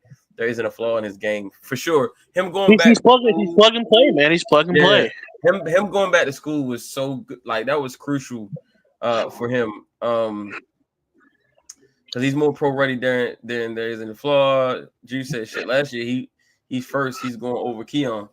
I mean, maybe I don't know. Maybe he goes in that spot that what's my guy that went to 49ers? Maybe Ricky Pearsall? Maybe he goes in the Ricky Pearsall spot. Maybe. All right. We are on to the Chargers. All right. Talk to me, y'all. They sick. Coach Loveland with the Denver. What do the Chargers do? J.K. Dobbins is a free agent. Quentin Johnson is trash. Ashanti Sham was also a free agent. Yep. Josh, the other receiver they got, he's a free agent. Josh Palmer. Josh Palmer's a free agent. Quentin Johnson can't catch. And And Rob McConkey is a dog. Lad McConkey is a dog. He is a dog, like a dog. I think wide receivers start to go on a run here. Ooh. Okay. TJ says receiver run. What are we thinking, y'all? Go ahead. TJ. I'm gonna look at the chat. Well, right I here. want you to show people the receivers that are still left, just so people can understand how much depth there is in this receiving class, and how much of a run there could be. All right, so we got Matthew Golden still on the board. We got Alec Ayominar on the board. We got Jack Beck, Xavier Restrepo, Savion Williams, Jaden Higgins, Jalen Royal, Isaiah Bond, Trey Harris, Jalen Noel. Those are your receivers on the board. Yeah. And more. So Juice says he gonna run a 4-4, talking about Ibuka. And then if he runs a 4-4, then we definitely got to get him. for sure. 954 says Kenneth Grant, another Michigan man. Jay Dizzle, Kenneth Grant, another Michigan man. They both said the same thing. Jay Dizzle says could also see a wide receiver or Fannin. Well, you know what? Trade pick for a team need a wide receiver. Ooh, that's interesting. Juice, elaborate. What team you think could come up here to get that wide receiver? Like that. Oh, let's see for my first guy. Okay. Who could come up here and get a wide receiver? You know what? I just thought of Houston can come up and get a wide receiver. I can see that, but they Baltimore, are Houston, Baltimore. But the Ravens bet not trade up for a receiver. I'm sorry. Like if they're gonna trade the up, Rams. Hey, listen. I feel like y'all are gonna trade up for a receiver because y'all want a certain person. You want a certain person. Okay, is that person? Maybe y'all want a Matthew Golden. I like Matthew Golden. What about you guys? The Golden Boy. So G says the Commanders, if T isn't a free agent, Bills would do it. Houston too, the Bills. Keon Coleman was severely underwhelming. Keon Coleman was serviceable. He wasn't a superstar. You know what the crazy thing is? The Chargers really need. Like they need a receiver. They need a receiver and tight end. They need a receiver themselves, for sure.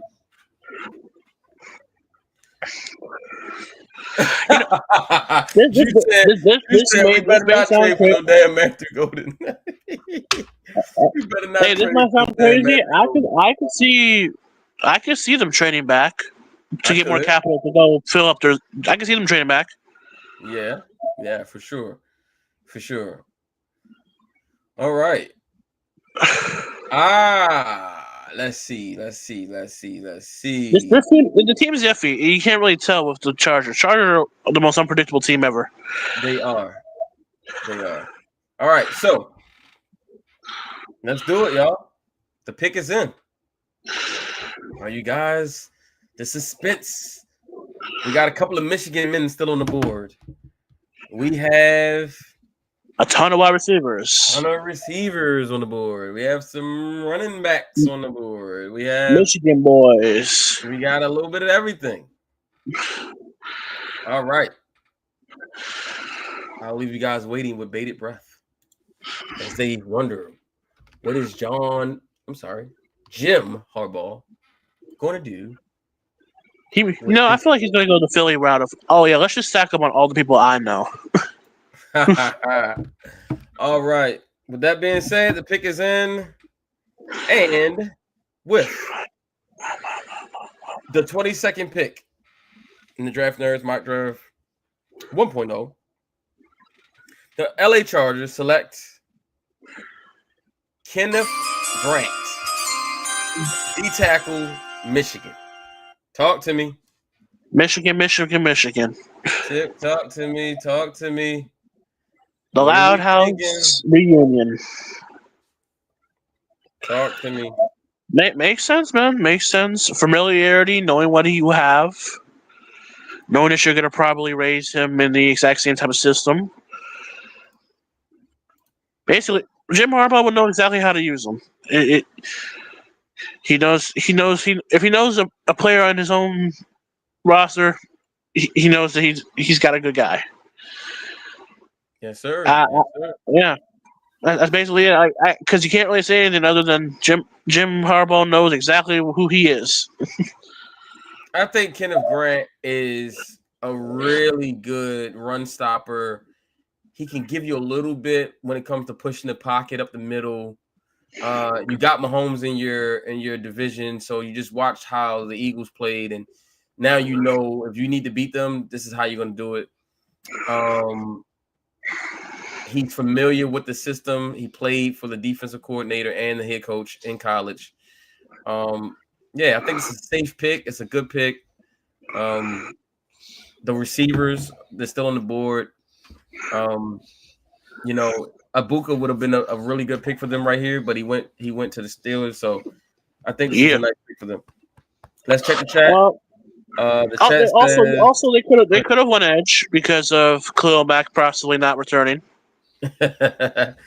Juice says nepotism, typical Harbaugh shit. I wouldn't call it nepotism. I would just call it familiarity and comfort. Yeah, I mean it could be, but that's the Harbaughs love familiarity. Call it what you want; they love it. Well, why spend my time trying to go after someone I don't know when I can get someone that I perfectly know? That's true. You ain't got to teach him this. He can come in and have an immediate impact. That is the cheat code when it comes to being a coach in college. You develop these people. You know how they work. You know what their best strengths are. Instead of randomly spinning the wheel to figure it out. Yeah. Put that back. All right. So back on the board. The Green Bay Packers. What do they do, guys? Talk to me. What does Green Bay do? What does Green Bay do?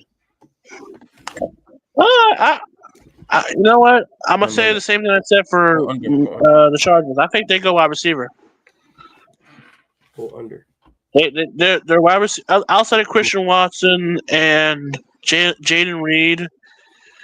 They basically have a bunch of elderly men. They have Romeo Dobbs, I believe, right? Mm-hmm. They have. And after that, I can't name anybody else. They need to get younger at the wide receiver position and help Jordan Love out. Also, they just need to be healthy. That also. Yeah, if it was me, I would take wide receiver or maybe cornerbacks because Jair Alexander also is probably going to leave because he's been reported to leave. Yep. All right. All right.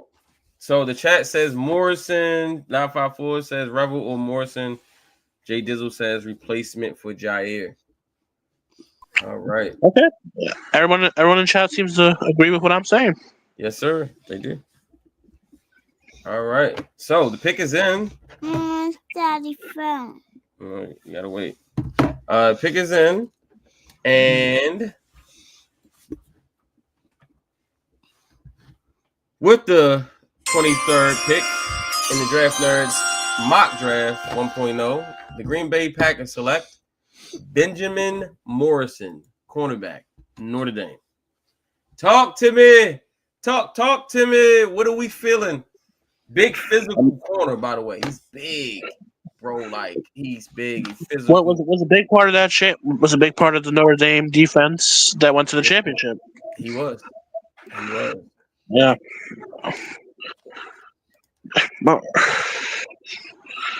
Talk to me.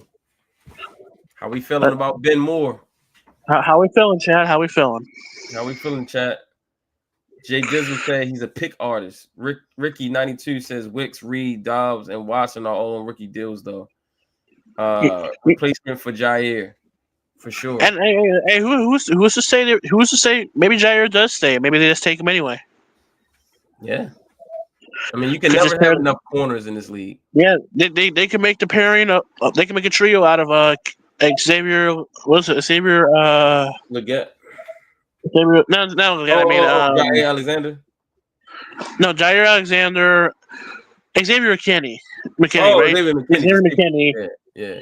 yeah, and Xavier McKinney, Benjamin Morrison, and Jair. That could be a trio they could have. For sure. They can clamp people. The chat says good pick for them. Byron says clamps. Drew says love Morrison. Jair is gone. Laugh a lot. Yeah, Jair is probably gone. Almost. He says Jair is gone, man. I think he's gonna be playing for somebody else. But Ben Morrison is big, physical, and he got some speed too. Like if he catch a pick, boy, he out of there. So that man's hungry for the ball. That man will go after the ball if he can get it. That boy is an interception magnet. Ricky 92 says Morrison definitely made more sense than wide receiver. I like the pick. G says Packers never get around one wide receivers. For sure, they never do, bro. They never get around one wide receivers. They know how to develop. They know how to develop, and so they're comfortable with going with receivers outside of the first round. I love that. Yeah.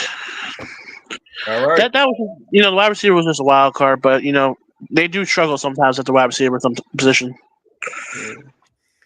Even Devontae Adams wasn't the first round pick. All right, so we got the Minnesota Vikings. All right, what do we think they're gonna do, y'all? Talk to me. What they gonna do? Not yet. What do the Vikings do at this pick? 24 for overall. This is actually, this ain't that hard. I think they go defensive tackle or defensive lineman. Because with Brian Flores still being on their coaching staff, didn't get a job this offseason. He's still on the Vikings defensive coordinator. Was one of the best defenses in the league, and I feel like he wants to add more of that. Kevin O'Connell being the great man he is, being able to develop and articulate his way around the quarterback, making Sam Darnold look like a great quarterback, making Kirk Cousins look like a great quarterback, and this possibly being J.J. McCarthy's obviously rookie year because he didn't get to play his rookie year. Mm-hmm. I feel like they go defensively because they have weapons in Aaron Jones, Jordan Addison, Jay Jettis. Their offensive line is pretty good. D line would probably be my pick. The chat says corner or Starks. Juice says they go on defense. Run on DBs here. Flock says Ezra Thomas, heartbreak. Ricky says I'd go Starks. Best player available. All right, here we go. The pick is in.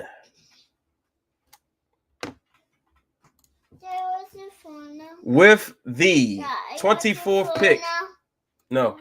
With the 24th pick in the Draft Nerds 2025 Mock Draft 1.0, the Minnesota Vikings select Walter Nolan, defensive lineman, tackle, Mississippi. Talk to me. Talk to me. How we feeling? Walter Nolan to the Minnesota Vikings. A good player that fell down because of a lot of great talent. Again, another guy who showed out at the Senior Bowl. I can say that for being a very fluid D tackle, especially for his size. Definitely can move a lineman if he really needs to. So I find it to be a solid pick for the Vikings, especially under a DC like Brian Flores, who knows how to run a good defensive scheme to get to the quarterback. I believe this is a good pick for the Vikings. Love it. Let's see what the chat's talking about. Jay Dizzle says F word. Juice says wow. Jay Dizzle says, I wanted Nolan. F you. Jay Dizzle says, Stark's agenda is still alive. Walter Nolan. He was Ravens flock was having dreams of Walter Nolan next to Travis Jones. That would have been beautiful. Oh, that would have been beautiful. But Minnesota definitely needs to address the interior of their defensive line for sure. They got some heavy hitters in that division, man. You know, you just got Ashton Genty in the division now. You got Jahmyr Gibbs and Montgomery in the division, and Green Bay has Jacobs in the division. So you gotta be able to stop guys. You gotta stop the run. You gotta be able to get to the quarterback. Yeah, Juice said, no, this kid is insane. Jay Dillon says Maz and Nolan would have fed us bowls as a rare or gray Zabel. Gender is live. All right. So you like the pick, TJ? You like the pick? I like it because of the scenario around it. Brian Flores being a great defensive coordinator can definitely scheme it. That's also kind of the reason why I feel like they kind of suffered in the playoffs was because of the them not being able to stop the run, and also getting to the quarterback. And I feel like this is probably the best pick that they could have got him. Even though the Ravens fans, I know you wanted him, but that's what happens when certain positions go for a while. Higher teams want the best product they can get. But there's still some good people up here. I know some people you said in the chat want Starks, so they can have a duo of Hamilton and Stark. The Stark and Hamilton connection. I see it. But yes, sir. But good pick though. Yes, sir. All right, we keep on moving. We go to the 25th pick in the draft, which belongs to H-Town. Shout out to my man Byron, flock attorney. H-Town on the board. What we thinking about the Texans? What they doing? What we got the Texans doing, y'all? Interesting season. They not the best season for CJ Stroud with that offensive line. Had the addition of Stephon Gilmore with Nico Collins and Tank Dell, which now I believe Tank Dell will not even be back until middle of the next season because of his injury in the Chiefs game. Stephon Diggs is a free agent, and so the only thing they have is Nico Collins and what's his name? Old dude who had to beat cancer and something. John Mechie? Yeah. John Mechie. So I feel like, barring any trades or signings for wide receivers, I feel like they go wide receiver so they can just stack up to make sure that they have a contingency plan because of Tank Dell's long-lasting injury. If that wasn't the issue, I would probably go O-line because CJ Stroud could not breathe. Like the minute it was literally everyone was getting to him by one Mississippi. It was pretty much one Mississippi sack. It was maybe one or two free Mississippi, and he got sacked. I know chat's probably thinking wide receiver, O-line. The defense, oh my gosh, is great with Daniil Hunter and Will Anderson Jr., which I don't know how the hell that happened still. Yeah, I think it's tackle or receiver. Or O-line in general. All right. So we're going to go to the chat, see what they think. 1 second. We're going to see what the chat thinks. When you think about the Texans, they struggled up front on both sides, right? Jay Dizzle says Golden is off the board. No, Golden is still on the board. Skep says they need bigger D tackles. 954 says Booker. And Byron says I like wide receiver or offensive line here. All right. So pick is in. And we're going to go to the film. Here we go. Back to the big board with the 2025 Draft Nerds Mock Draft 25th overall pick. The Houston Texans select Tyler Booker, guard, Alabama. Yes. Roll Tide. Talk to me, y'all, in the chat, online. I know CJ Stroud's ribs are breathing better now because he doesn't have to get sacked 40 million times a game. What I'm telling you, man, that man couldn't get a second. But bro, that Lions game was the epitome of he couldn't breathe. Man couldn't breathe. But not great pick. Big guard. That boy is monstrous. Obviously being under the system of Alabama, you know that Alabama linemen are very, very, very, very, very common. Evan Neal's, I forget some other people, but Evan Neal was the first one that pops in my mind. But guard wise, yeah, great person. Big, like I said, big, heavy man who can motion. Does good in the run, which also will help probably their run game with Joe Mixon and Dameon Pierce being back there. Most certainly. Haven't really seen him in the passing game as much. He could improve a lot better. You know, Booker's not the most polished prospect at O-line, but is definitely suitable for a Texans offense who need guard help, with it being flipping Kendrick Green and I don't know who else, someone's random uncle off the street. I do believe Booker has versatility. He can play left or right. I believe that. And so if they by chance do add maybe a Joe Fooney, what is his name? Fooney? Thuney? Yeah, the Kansas City guard. Yeah, Joe Thuney.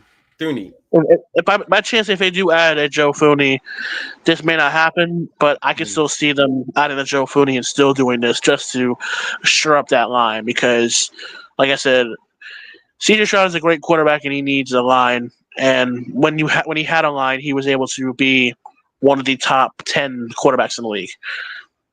Yes, sir. All right. Great pick. The chat says they called him the Will Anderson of Bama O-lineman. Wow. Ooh. So he's the Terminator of linemen? Yeah, Jay Dizzle says it's a great pick for real. Yes, sir. Alabama, Tyler Booker with the 25th overall pick. That moves us to the 26th overall pick, the LA Rams. Man, Sean McVay is such a good coach. They went all in a few years ago for a Super Bowl. And got it. Traded all the first round picks they had. Got the Super Bowl. And when people thought they would be rebuilding for years and years because of that, no, they didn't. All they did was draft and develop young players, build them up, and go to the playoffs every single year. They get guys like Puka Nacua and Jarrett Verse and Brandon Fisk and Kobe Turner, and they just keep going, man. And that's great coaching. That's great development. And I love it for the Rams, man. They continue to plug along. Y'all talk to me out there. Where do the Rams go with this pick?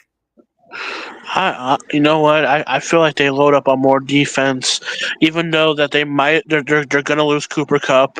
They're going to probably lose Matthew Stafford. Mm-hmm. Less likely Matthew Stafford, more Cooper Kupp. If it was up to me, I would probably go with a defensive edge rusher, maybe a Jack Sawyer. Mm-hmm. To add next to a Jared Verse, because as I've seen from their last draft, they wanted defense heavily, and that was the same year that Aaron Donald retired. Yeah. They said, okay, we can't plug holes in our defense because Aaron Donald's here. We got to actually fill those holes, and they filled those holes permanently with multiple young men who can grow up to be greater. And I feel like they do that again to make their defense more dominant to make another run in the playoffs. Yeah, I mean that's a great point. The chat says Connolly over Mimbo. Trust me. Somebody says Mimbo. Juice says Jackson Dart. Let him sit. 954 says I gotta watch more Connolly. All right. I don't see a Jackson Dart being taken at the first round. Maybe third, fourth. I don't see it in the second or first. All right. So pick is in, y'all. Here we go. With the 26th pick in the Draft Nerds Mock Draft 1.0, the LA Rams select Armand Mimbo, tackle. Review. Talk to me. We got two old linemen back to back.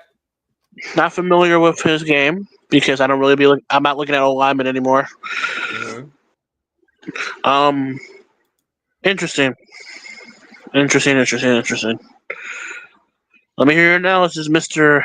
Matt. All right. Armand Mimbo. Guard and tackle versatility. Athletic. Can get out in space. You really like that in him. He played right tackle, played left tackle, can also play guard. When you watch him, the dude does not move it like an offensive line. His feet are so good. He is going to move people in the run game, and he is going to be able to mirror people in pass protection. He never gets really overwhelmed. He never overextends. Those are two things that I always look at when I'm watching offensive line. He doesn't overextend. He doesn't really get overwhelmed, even when he's getting bull rushed. So you got to like that. It's a lot to work with. I think this is a great pick for the LA Rams. Matthew Stafford is old, man, and he can't move, and you got to protect him. And even if he's not the quarterback for some weird reason, you got to protect the next guy. I think this is a great pick for the Rams. Let's check the chat, see what they got to say. Mimbo is a mauler, 954 says. I can't lose. Whatever I want, I get. Whatever I want, I effing get. Mimbo is a mauler. Dart is good, man. He's going to test well. I love Dart. Dart is actually my third best quarterback in the draft. I have Shador Cam, and then I have Jackson Dart. But this kid is ridiculous, y'all. Look at this tape. His feet is so good. I think if he's there, Ravens would seriously have to think about taking him. He's that good. Yeah. Well, and also speaking of the Ravens, ladies and gentlemen, I know Matt's happy to talk about this team. The time has come. Dare I say, the Baltimore Ravens are on the clock. We have right now 190 viewers on YouTube and Twitter. Woo! How about that? We almost near 200 viewers right now. And if you count the 15 on playback, we are cooking right now. Cooking. Juice says, trade alert. Juice, talk to me. Why do you think the Ravens should consider trading here at 27? Maybe he thinks y'all go after a receiver. Skep says trade back. Juice says trade. Jay Dizzle says I won't be mad at Gray Zabel. Jay Dizzle says left my ass on not an effing trade. Oh no! Why do you guys? I want to hear it. Skep and Juice, you said trade back. Tell me why. Why do you guys think we should trade back? For with who and for what? Juice says Micah. Bro, he's never going to stop. He's never going to stop. You're going to have to get a free first round pick. Hey, we picking on Mario Hampton. Oh, that is so funny. Let's see what else we got going on. Let's see what the chat said. EDC need to be put in a gulag. Skep said there are multiple guys that can get here. They will likely trade back, get a guy they like, and get more picks. Skep, do we need more picks? We got 11 of them. Skep, we got 11 of them. Listen, there's nothing What are wrong we with a little going to bit do more. with 11 plus players on the Ravens? Plus, I feel like in the position you guys are, y'all actually are in a good position to trade with people who want to trade up. A Washington, a Detroit, a Buffalo. Y'all ready for the pick? He said we don't, but EDC. All right, here we go, y'all. The pick is in. And with the 27th pick in the Draft Nerds Mock Draft 1.0 Mock Draft, the Baltimore Ravens select Malachi Starks, safety, Georgia. Talk to me. Talk to me. Okay, TJ, so what are you thinking? I see where you were going with this. I had a feeling. I'm like, why is Starks falling? Well, no. if you look at some of the mocks, this is kind of happening. Yeah. No, but I actually like this. You know, the pairing of Hamilton, Starks. I see what you're doing there with that because now you have two over-the-top people who can intertwine going in the box. I mean, I have to do my homework again because I believe Starks is a strong safety, free safety. He can play both. So he can be in the box and play and play back. Yeah. Yep. Which means if you draft him, I believe Hamilton will be coming down more than him. So yeah, I feel like he's definitely the strong safety. Who's gonna be more coming out of the box? Yes, sir. So this is what this is going to do. This is going to move Kyle Hamilton back to the star role. This is going to have Malachi Stark and Adarius Washington playing back in that cover 2 shell. Malachi Starks can come up and defend the run, and he can play the pass. So can Adarius Washington. Malachi Starks has the versatility to line up and cover dudes in the slot like a corner. That's rare coverage ability for a safety in today's NFL. He fell to 27 because of positional value. The Ravens love drafting non-premium position players because they feel like they get a better deal when it comes to contract negotiations, and they get more value. Make no mistakes about it. The Ravens need a safety. They struggle early in the season because of bad safety play. And EDC even acknowledged during the end of season presser that they were looking at safeties, and he was actually watching a safety right before the conference. Malachi Starks feels like the typical player that falls to the Ravens every single year. Every single year we go, no way this guy will be there. No way this guy will be there. And we look up at 27 and Kyle Starks is sitting there and Nate Wiggins is sitting there and Kyle Hamilton. Yeah, I was about to say Nate Wiggins. No one thought Nate Wiggins was going to be there after his combine. No one thought.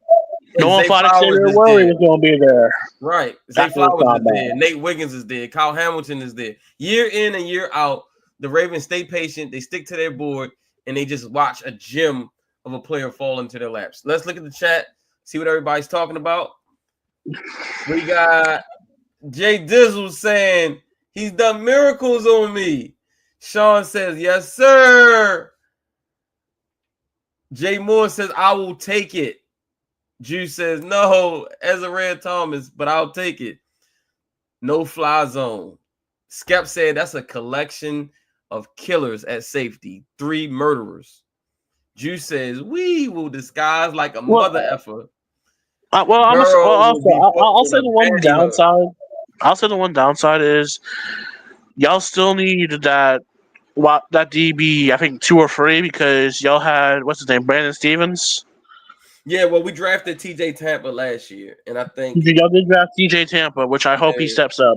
Yeah, he'll probably play Y'all, a lot next year. that 2 or 3 spot at the DB position was a very big liability.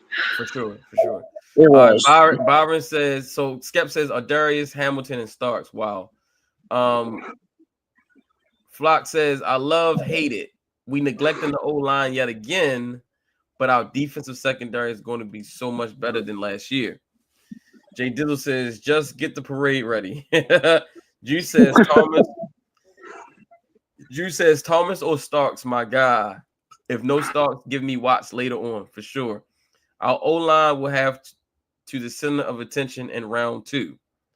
Skep says we don't need a stud corner. We just need a guy not named Brandon Stevens. Brandon Stevens is the Eli Apple for the Ravens. I can admit that. Yeah, you're right. Yeah, TJ Tampa will not be worse than Brandon Stevens because you can't be worse than Brandon Stevens. All right, y'all. Moving on. Yeah. We are down to the bottom of the first round. Let's hope and pray the Buffalo Bills do not help the Chiefs again. Oh my gosh, please no. Please no. Detroit Lions are on the clock. Talk to me. What do the Detroit Lions do? What do you guys think? I'm going edge. I'm going Jack Sawyer. Ooh, Jack. I'm going Jack Sawyer, the Destroyer? Yes, because because one, he's automatically going to probably be their number 1 or number 2, with Hutchinson being out. Okay. Even though Hutch plays more of the DN position, he's still an edge rusher. Okay. It's just when their defense got injured, they had to outscore people. They had to basically rely on the offense. When they got into the playoffs and faced Jaden Daniels, who was a mobile quarterback who knew and was more persistent and more calm, that defense wasn't effective at the front of the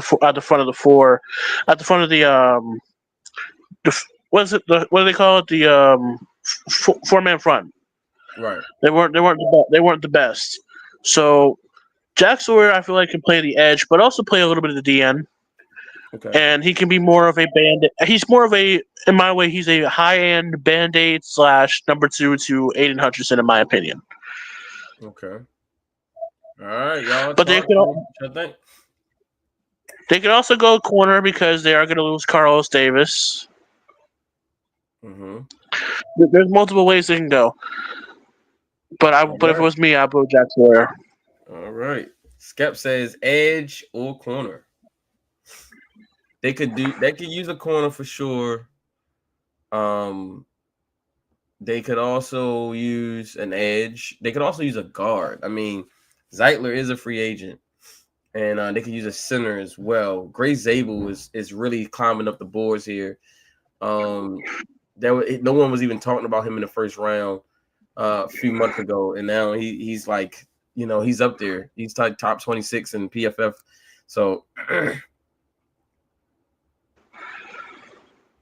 Because if you really think about it, think of this combination: Jack Sawyer and Aiden Hutchinson, just based off of their talent alone. That is a good edge duo for the next decade if we keep them together. Yeah, for sure.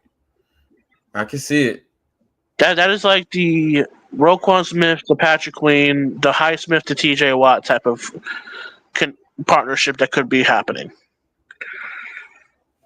Talk to me, y'all. All right, so Skep says no first round for a guard, though. Ravens My 87 says, how many draft rounds are you doing, Matt? Just one. I'm almost done. And then we spent 3 hours on just one. I know. There's no way I could go. And then Byron says, Gray Zabel is gone. I'm sick. Not yet. Gray Zabel is still on the board. All right. Y'all ready? The pick is in. With the 28th pick in the Draft Nerds Mock Draft 1.0, the Detroit Lions select Jack Sawyer, edge rusher, the Ohio State University. It just makes sense. It just makes sense, man. It just makes sense. He He is probably one of the. I'm gonna say this: the Ohio State defense was probably one of the greatest defenses we've seen in a while. But Jack Sawyer was probably the main leader of that defense. He made big plays when they counted, especially in that Texas game against.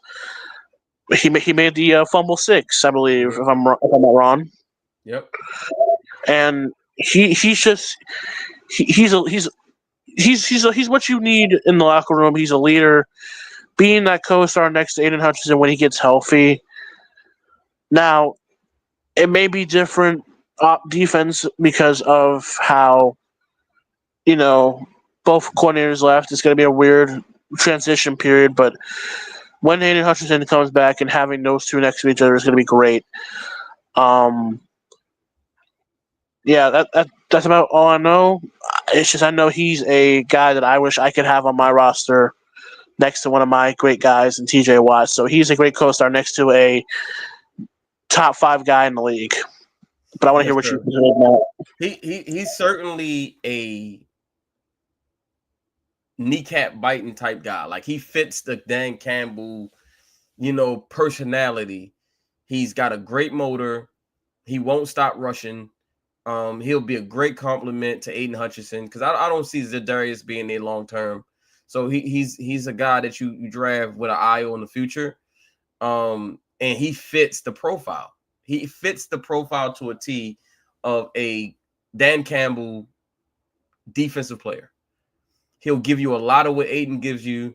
And so, they need depth. They needed that. When Aiden went down last year, it really it really made it hard for them. They had a hard time getting to the quarterback, and it really hurt them. And so you get a blue chip prospect here from a big time program with a motor that just feels like Detroit to me. Let's check the chat. Jay Dizzle says Jack Sawyer is a playoff edge, big lights type of guy. Jay Dizzle says won't go 20 sacks a season, but a guy the DC pulls to the side before they go out for the final drive to say end the show. I'll say this: if he does go to Detroit, you can already lock him as a possible defensive rookie of the year. Okay, I like it. That's how much I have belief in Jack Sawyer, and I'm not even an Ohio State fan. I barely watch it, just based off of the stuff I've seen. All right. Next up, we have the Commanders. Who are we? Left hand up, the Commanders. Talk to me, y'all. What do the Commanders do here at 29 as we wind down the first round? What I'm saying is the gold and red need a guy who matches the same name. I think they go Matthew Golden. Pair that up with Scary Terry and the Golden Boy. Golden Boy and Scary Terry with Jaden Daniels or Wade and Daniels, whatever people call him. Okay. They can go running back because Austin Eckler is going to be, I think, a free agent again. They could go defense because that was their kryptonite in the NFC Championship against the. Yeah. Wow. Okay. What y'all think? What the Commanders doing on this pick, y'all? Actually, you know what? I retract my statement. They need corner because Benjamin St. Juste was very bad for them. Well, they did make a trade for Marshawn Lattimore, but that wasn't the best. But even he wasn't the best for them. He struggled. He wasn't even healthy. He did. Yeah, I was about to say he dealt with an injury. Now you'll get him because you got him in the mid-season. He was still injured. Now you get him for a full offseason in your offseason program in training camp. You get to put him with your trainers. He gets to work out. He gets to live in the same place, not have, familiarity and being able to go through an entire process. I love it. But the flashy answer would be Matthew Golden for me, or the next Ohio State guy and Tylik. Williams. Is that his name? Tylik Williams. Yeah, Tylik Williams. Yeah. Yeah, I wouldn't mind him either. So Skep says ECU corner. ECU corner. I don't. If they're gonna go Javon corner, Reynolds. I think they go best available. And Jay Dizzle says St. Juice was getting put on red tube. They need Revel. Byron says, I like Siobhan Revel. Siobhan Revel? Available corners right now is Trey Amos, Siobhan Revel, Darian Porter, Maxwell Harrison, and Ezra Thomas. Those are the top corners on the board. And the pick is in, guys. Are you guys ready? Are you excited to see what the Washington Commanders are going to do? Yeah, I'm excited. Let's see.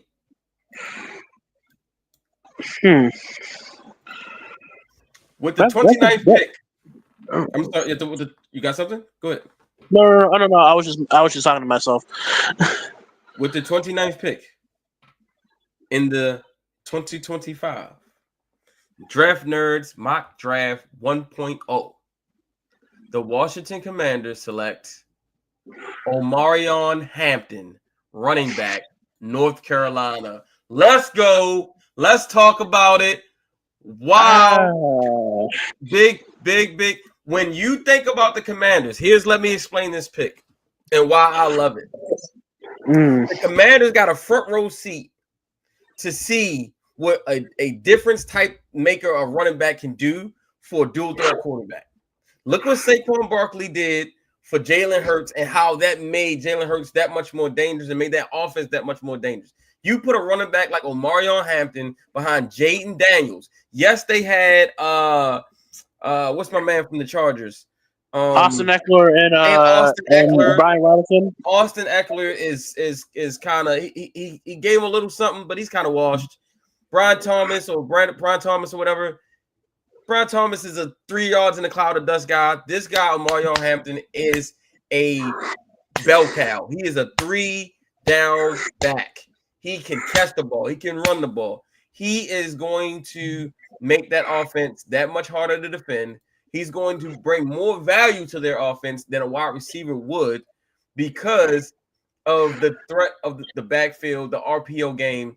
I mean, he's going to take this offense to another level. TJ, let me get your opinion, and then I'm going to go to the chat. Well, seeing as if Brian you just gave yes, sorry. Omarion Hampton, you basically said dual threat. What would your comp be for Omarion Hampton? My comp for Omarion Hampton is 2 guys, Joe Mixon and Jonathan Taylor. Okay, so that guy, basically if they get open field, they're basically gone. They're gone. They can run between the tackles. They can run outside. They can break tackles, and you have to respect them when they're in the backfield because they can do it. He doesn't have to come off the field. So yeah, okay. So basically, yeah. So he's basically the stack the box guy, or you're screwed. Okay. I haven't really looked at Omarion Hampton because I've been looking at other running backs that I favor more, as in maybe a Henderson or a Junkins. Did not expect a running back from you. I genuinely thought that a wide receiver, a DB, a D lineman probably could have happened here. But from what I've heard about Hampton, I've heard basically what you said. If he gets open or he gets down the field and he's in open plane of view, he's basically gone. You're seeing taillights more than you're seeing him in front of you. Mm-hmm. He's just I mean, if you watch this, you're watching this highlight. Like, this kid does not go down. Like you when you come up to hit him, you gotta bring your pads because he's not going to go down with arm tackles. He's not going to go down if you tackle him high. You gotta bring it when you tackle this kid. He can make you miss. He got the stiff arm going. He's just a complete back. Yeah, I see the Jonathan Taylor comp. I do see it. I was going to be delusional and say Najee, but he's a lot more faster than Najee by a mile. Oh yeah. He's a different. So I can't because Najee is hard to take down. That's what I was thinking too. Mm-hmm. But yeah, he's basically that goal line man. I also see what's his name. What's the guy's name? I forget his name. I don't know what the team he played for, but I, maybe no. Okay, no. I was about to say someone random, but that's not even close to what he is. Let's go to the chat. Let's see what the chat talking about. All right. First Skep running back though. Yeah, second running back. You got Oh, Genty. yeah. Skep says not a bad pick. Jay Dizzle says that's a really good pick. Triple threat run game. Polished Joe Mixon. Byron says Brian Robinson, you mean? Yes, sir. That's what I mean. Brian Robinson, many men. Jay Diddle says Bills going Josh Allen. Bills fans say they only need him. So yeah.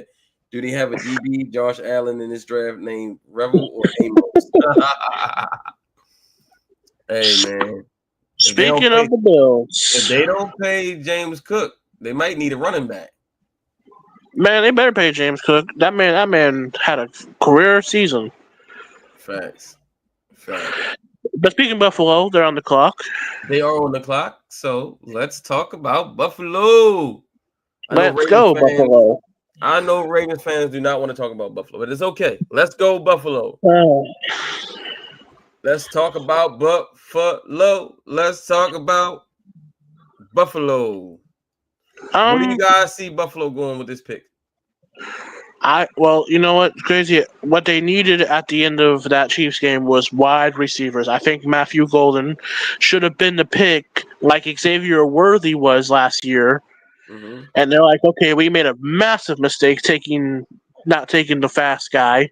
Even though Keon Coleman was very serviceable, he was very easy. Golden is basically Golden Flash. I call him Flash Golden. That's what I will call him. Mm-hmm. That man has an electric burst of speed, and I feel like they're not going to make that mistake again. When it came to their passing game against the Chiefs, they couldn't get anything done. They needed reliable catchers. Matthew Golden is the pick that should be picked. But if I were to go wide receiver, I would go with I have to go DB because they had that also was another kryptonite in that Chiefs game. They didn't have a reliable DB. Barbara said this will be the Chiefs pick. Let's be real. They'll find some way to trade this to the Chiefs. They literally they'll trade it for a box of crackers and 2 wearing condoms or something like that. Oh my goodness! All right, let's see what they're saying. Bills. He says send them. Jay Dizzle says send them Rasheen Ali. Jackson Dart here. Trade for Jermaine Burton. This will be the Chiefs pick. Let's be real. All right, y'all. Let's see. Pick is in. All right. With the 30th pick in the Draftnerds mock draft 1.0, the Buffalo Bills. Nobody circles the wagons like the Buffalo Bills. And the Buffalo Bills select Nick Amanwore, safety, South Carolina. That is a complete left field. That's out of left field for me. Let's talk about it. But that makes sense. That makes 100% sense. Though safety, DeMar Hamlin's not the safety that they need. As much as DeMar Hamlin is a good story, I haven't seen a lot about this man though. I've seen a lot of he's being the most. He's underrated. He needs to be respected more for his game. But me not knowing a lot about him, I'll let the Mr. Knowledge Man Matt tell me about him. All right, so Nick Amanwore, I will tell you, he is Skep and my boy Coach Warready. He's one of their favorite players in this draft. Big safety, physical safety. I mean, I haven't seen a safety this big probably since Sean Taylor. Kyle Hamilton is very similar in height, but he's a little bit thicker than Kyle. As you can see, he does have ball skills. His ability to track the ball, catch the ball at the highest point. He's not like a, when you see him with the ball in his hands, he doesn't look like a natural runner, right? He's not an Ed Reed or anything like that. But he's just a playmaker. He's big. He's physical. What would your comp be for him? My comp for him, is a guy like Sean Taylor. He's not as athletic. Well, he's super athletic, and he's super. I mean, I don't know. Sean Taylor is much more of a ball hawk than he is. He can go up and get the ball, as you can see. I would say he's a mixture of two players for me. He's like a Cam Chancellor mixed with. I kind of see. This might sound crazy. I see a little bit of a smidge of Derwin James. I could see that like a Derwin he seems James. like he seems like he can boomstick a guy. Yeah. See, I try not to put the Sean Taylor thing on. A lot of people been saying Sean Taylor, but I know. I feel like that's a little too high for him. Yeah, a little too high. Sean Taylor's 101, but I will say he's a mix of a Cam Chancellor, maybe a Derwin James. Tall guy, athletic. He can go up and catch the ball. He does have a few pick sixes in his career, so that tells you he knows how to find the end zone once the ball's in his hand.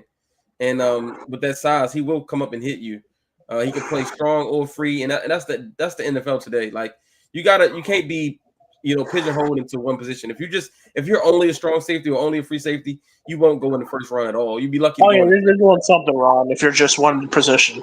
Yeah, you can't. You got to be versatile, and that's what the NFL wants. So last year, if you watched them, their safeties was their weak point. They used to be their strongest point when they had Micah Hyde and Jordan Poyer. Last year, they was forced to start. What's his name? You just talked about him. Damar Hamlin. Yeah. He was. They was forced to start him, and then they also started Taylor Rapp. I mean, they definitely needed an upgrade at safety. So let's check the chat. Yeah, because they could upgrade at corner in the free agency. Jay Dizzle says this is a McDermott pick. He also says Cam Chancellor type shit. Yeah, he definitely a Cam Chancellor type. He got better ball skills than Cam Chancellor though, but you can definitely see the Cam Chancellor in him. All right, that brings us to the runner-ups in the Super Bowl. The Kansas City Chiefs. How we feeling, Kansas City? By the way, y'all, we are up to 212 people on YouTube and Twitter. Yeah, the numbers keep rising. We got 9. We're down to 9 on playback, but it's all good because we're down to the last 2 picks. Kansas City, y'all. What do y'all think the Chiefs do with this pick? Okay, so they're gonna lose a lot of their wide receivers. Their defense. Let me think about this. Their defense really sold them in the Super Bowl. Mm-hmm. I feel like they go after maybe Williams from Ohio or Golden because I feel like that's just something that the Chiefs will do to piss us off. Have a good guy that everybody loves to go to the Chiefs just for everybody to hate him. So the chat says Jesus says Gray Zabel tackle. Funny thing is, I don't think Gray Zabel is going to be a tackle in the NFL. I think it's going to be a guard or a center. At the Senior Bowl, he played center and guard almost exclusively. He didn't really line up a tackle at all. So I think the league has a little different idea for Zabel. I think he'll be a guard or a center. The Chiefs really don't need a guard or a center. They have Creed Humphrey. They have pretty good guards. They are weak at tackle. And so with that being said, let's get to the pick, man. Let's get to it. Let's get to it with the 31st pick in the Draftnerds 2025 mock draft 1.0. The Kansas City Chiefs select Josh Connolly Jr. tackle. Oh, that's Oregon. a good pick. Oregon, an Oregon Duck. An Oregon Duck. Let's talk about it. Let's talk about it. How we feeling? Oh, I remember his name. He was one of the standouts on that Oregon line when they were having that good season. He was. He got pushed around at the Senior Bowl a little bit, which is why he's still here. I mean that's gonna happen. That's gonna happen. Yeah, he didn't have a good showing. Like he got beat multiple times by multiple different players, but the guy has some good tape, and I trust the tape over everything else. And after the beating that Patrick Mahomes just took in the Super Bowl, I 100% believe they're taking a tackle. 100%. Yeah, because when Mahomes doesn't have time, it's nasty. mean, you've seen the two occasions, when they faced Tampa Bay and when they faced Philly this year. If Mahomes doesn't have time and is getting beat by a D lineman or a 4-man front, it is not good. It is not good at all. It's not good at all. All right. Well, sorry, Cam, we got to boo you now. Final pick. Talk to me, y'all. The Super Bowl champs. Super Bowl champ, Philadelphia Eagles. What do? They need to take a chill pill. That's what they need to do. Jay Dizzle said he still was named the best offensive lineman in the Senior Bowl, even after Mike Green video. All right. That was him? Yeah, that was him that got crushed by Green. Oh, I feel bad for him now. All right. So the Eagles. This is actually kind of hard. Because they're so good at all positions. Jay Dizzle says Eagles going safety or D-line. What do you think? Clock attorney says Jahad Campbell. They might lose Bond to free agency, so they need a linebacker. Jay Moore says somebody from Georgia. Nah. They're gonna take somebody from Ohio State probably. I think they're gonna take Williams, just to say screw it. All right, here we go. What's this? We have a trade. We have a trade. We have a trade. The Tennessee Titans are coming up from pick 35 to pick 32.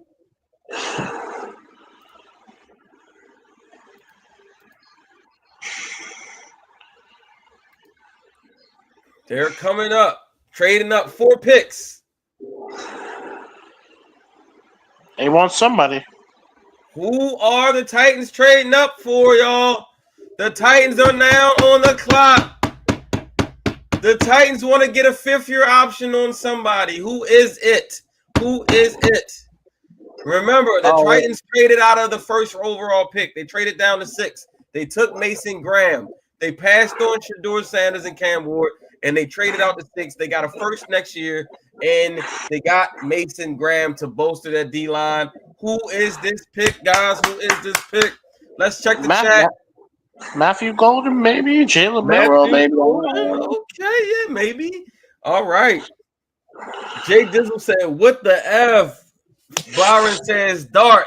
Jay Dizzle says Matt Golden. Skep says a quarterback. Jay Dizzle says Dart getting the Lamar experience. All right, are we ready? Y'all not ready yet. Who are the Titans coming to get? Who are they coming to get? Oh, no, wait a minute.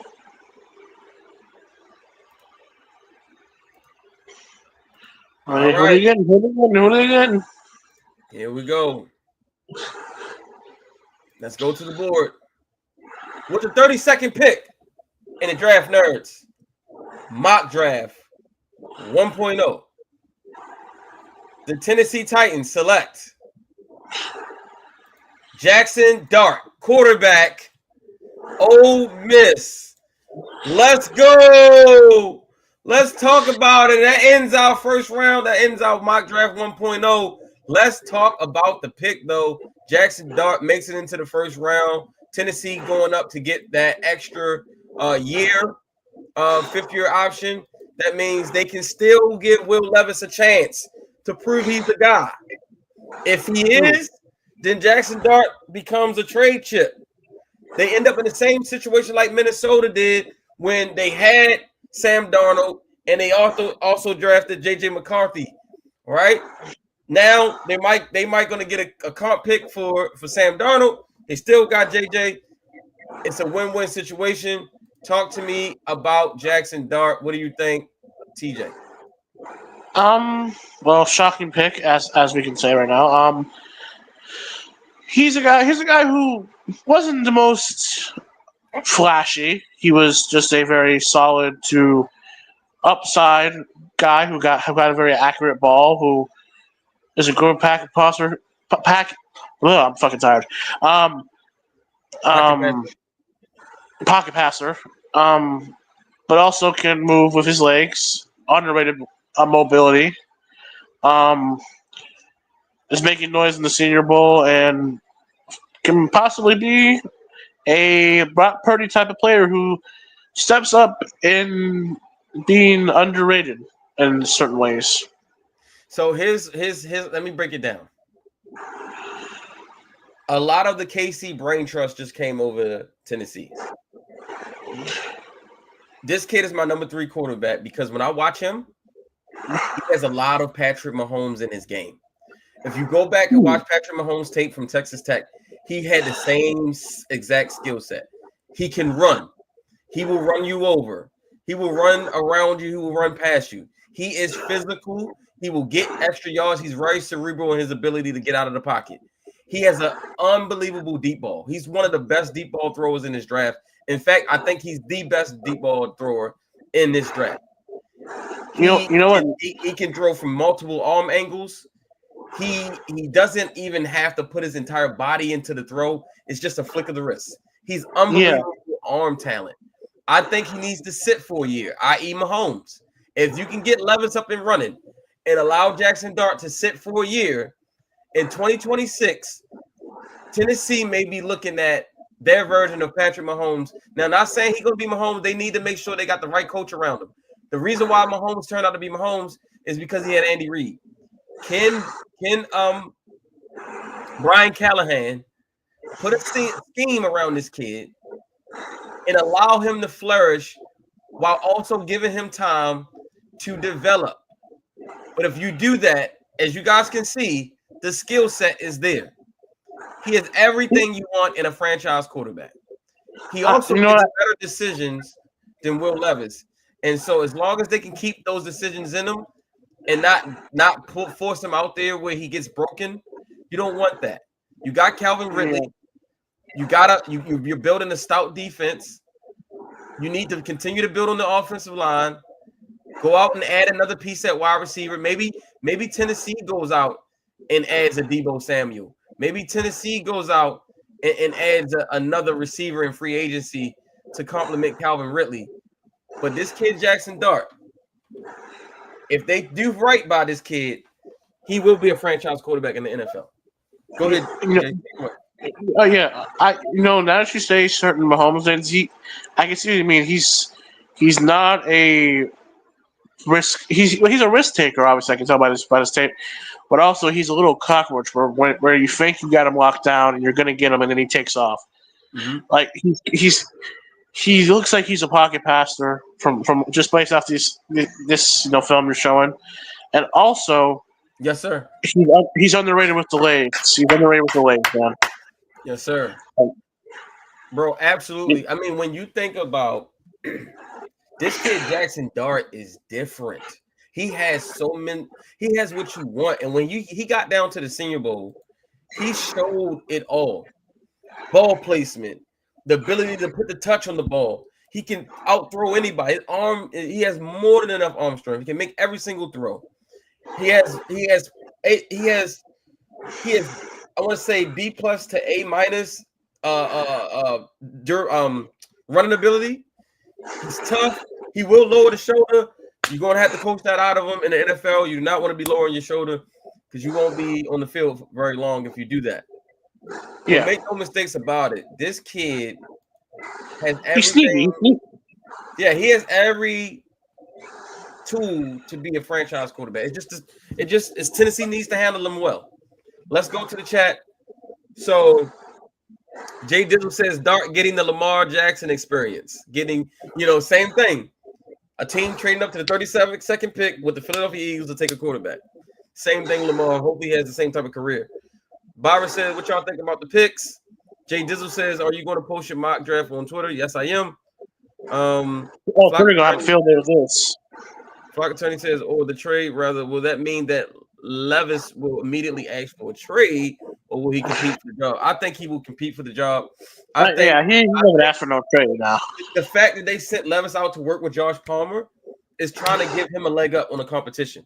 He's going to get a chance to work on his game all off season so that he's ready when competition comes in and he can compete. They're basically going to make a break season, pretty much. And frankly, I think they're going to hand the keys to Levis this year. Make a break season, like TJ just said. to be honest, I don't think they want Jackson Dart to even play this year. The goal will be for Jackson Dart to sit for the entire 25 season and just develop. Because when he comes out 26, they hoping he can have a Mahomes type of takeoff to his career. So that's exactly what I love that pick. That's my favorite pick. I think two guys I mentioned earlier on Twitter. I tweeted 2 guys I'm hearing from scouts that are working their way up to the first round that were at first outside of the first round. I know people think of Mike Green. No. Mike Green is already in the first round. I know people probably thinking about, I don't know, maybe Booker, right? Omarion Hampton and Jackson Dart will be first round draft picks. They will be and if not, probably early second round. Right, and if not, early second round. But I think somebody's going to take Hampton, man. He's just too good. And then Jackson Dart, someone's going to want to get that 5th-year option on the quarterback. Teams have shown in the past that 5th-year option is so valuable when it comes to, making sure you get that quarterback. So, Interesting. A lot of, and I might mean a lot of some picks that came out of left field, some picks that were understandably easy to choose, some that most people probably wouldn't do and wasn't the cool pick, but was the sound pick. Right. And the Eagles trading out makes 100% more sense than anything because what do they need to add? Yeah. You know what I'm saying? Right. They're basically got the same roster next season. They acquire more picks to possibly use to get more assets and more people possibly down the line. Exactly. And like you said, the Eagles they don't have a need per se, but they do need. If anything, they just want to be more gluttony and get more depth. Exactly. All I'm gonna say is Twitter gonna have a field day with this. I can't wait. I'm posting it right now. Someone's gonna be like Jackson Dart in the first round. Yeah, it's gonna be some genius who thinks he knows everything and be like, "Oh, you don't know ball." Why isn't Jalen Milroe in the first round? Jalen Milroe is gonna be lucky if he gets drafted.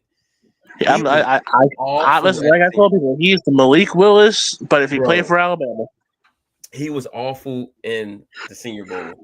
If anything, he just needs to. Yeah, if anything, he just needs to go to a place that's going to develop him over time. Agreed. He needs at least 2 years to sit. Agreed. I think somebody will fire on him late in the draft, and then let him sit. Hopefully, he goes to a team that already has a dual threat quarterback. All right, y'all. The mock draft is posted on Twitter. Have at it. Talk to us. Come at me, bro. You know what they say. You know what come get in the paint. You know what the white boys say. Hey, come at me, bro. You know what I'm saying? So pull up, man. Pull up to playback. I'll be in playback. We'll be discussing the mock draft. We'll be talking about it. We'll be debating it. We'll be arguing about it probably tomorrow.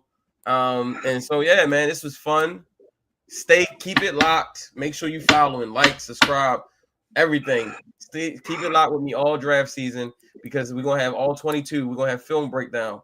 We're gonna have more mock drafts. We're gonna have more discussion about players as they're falling, as they're rising, as they're we got the combine at the end of the month.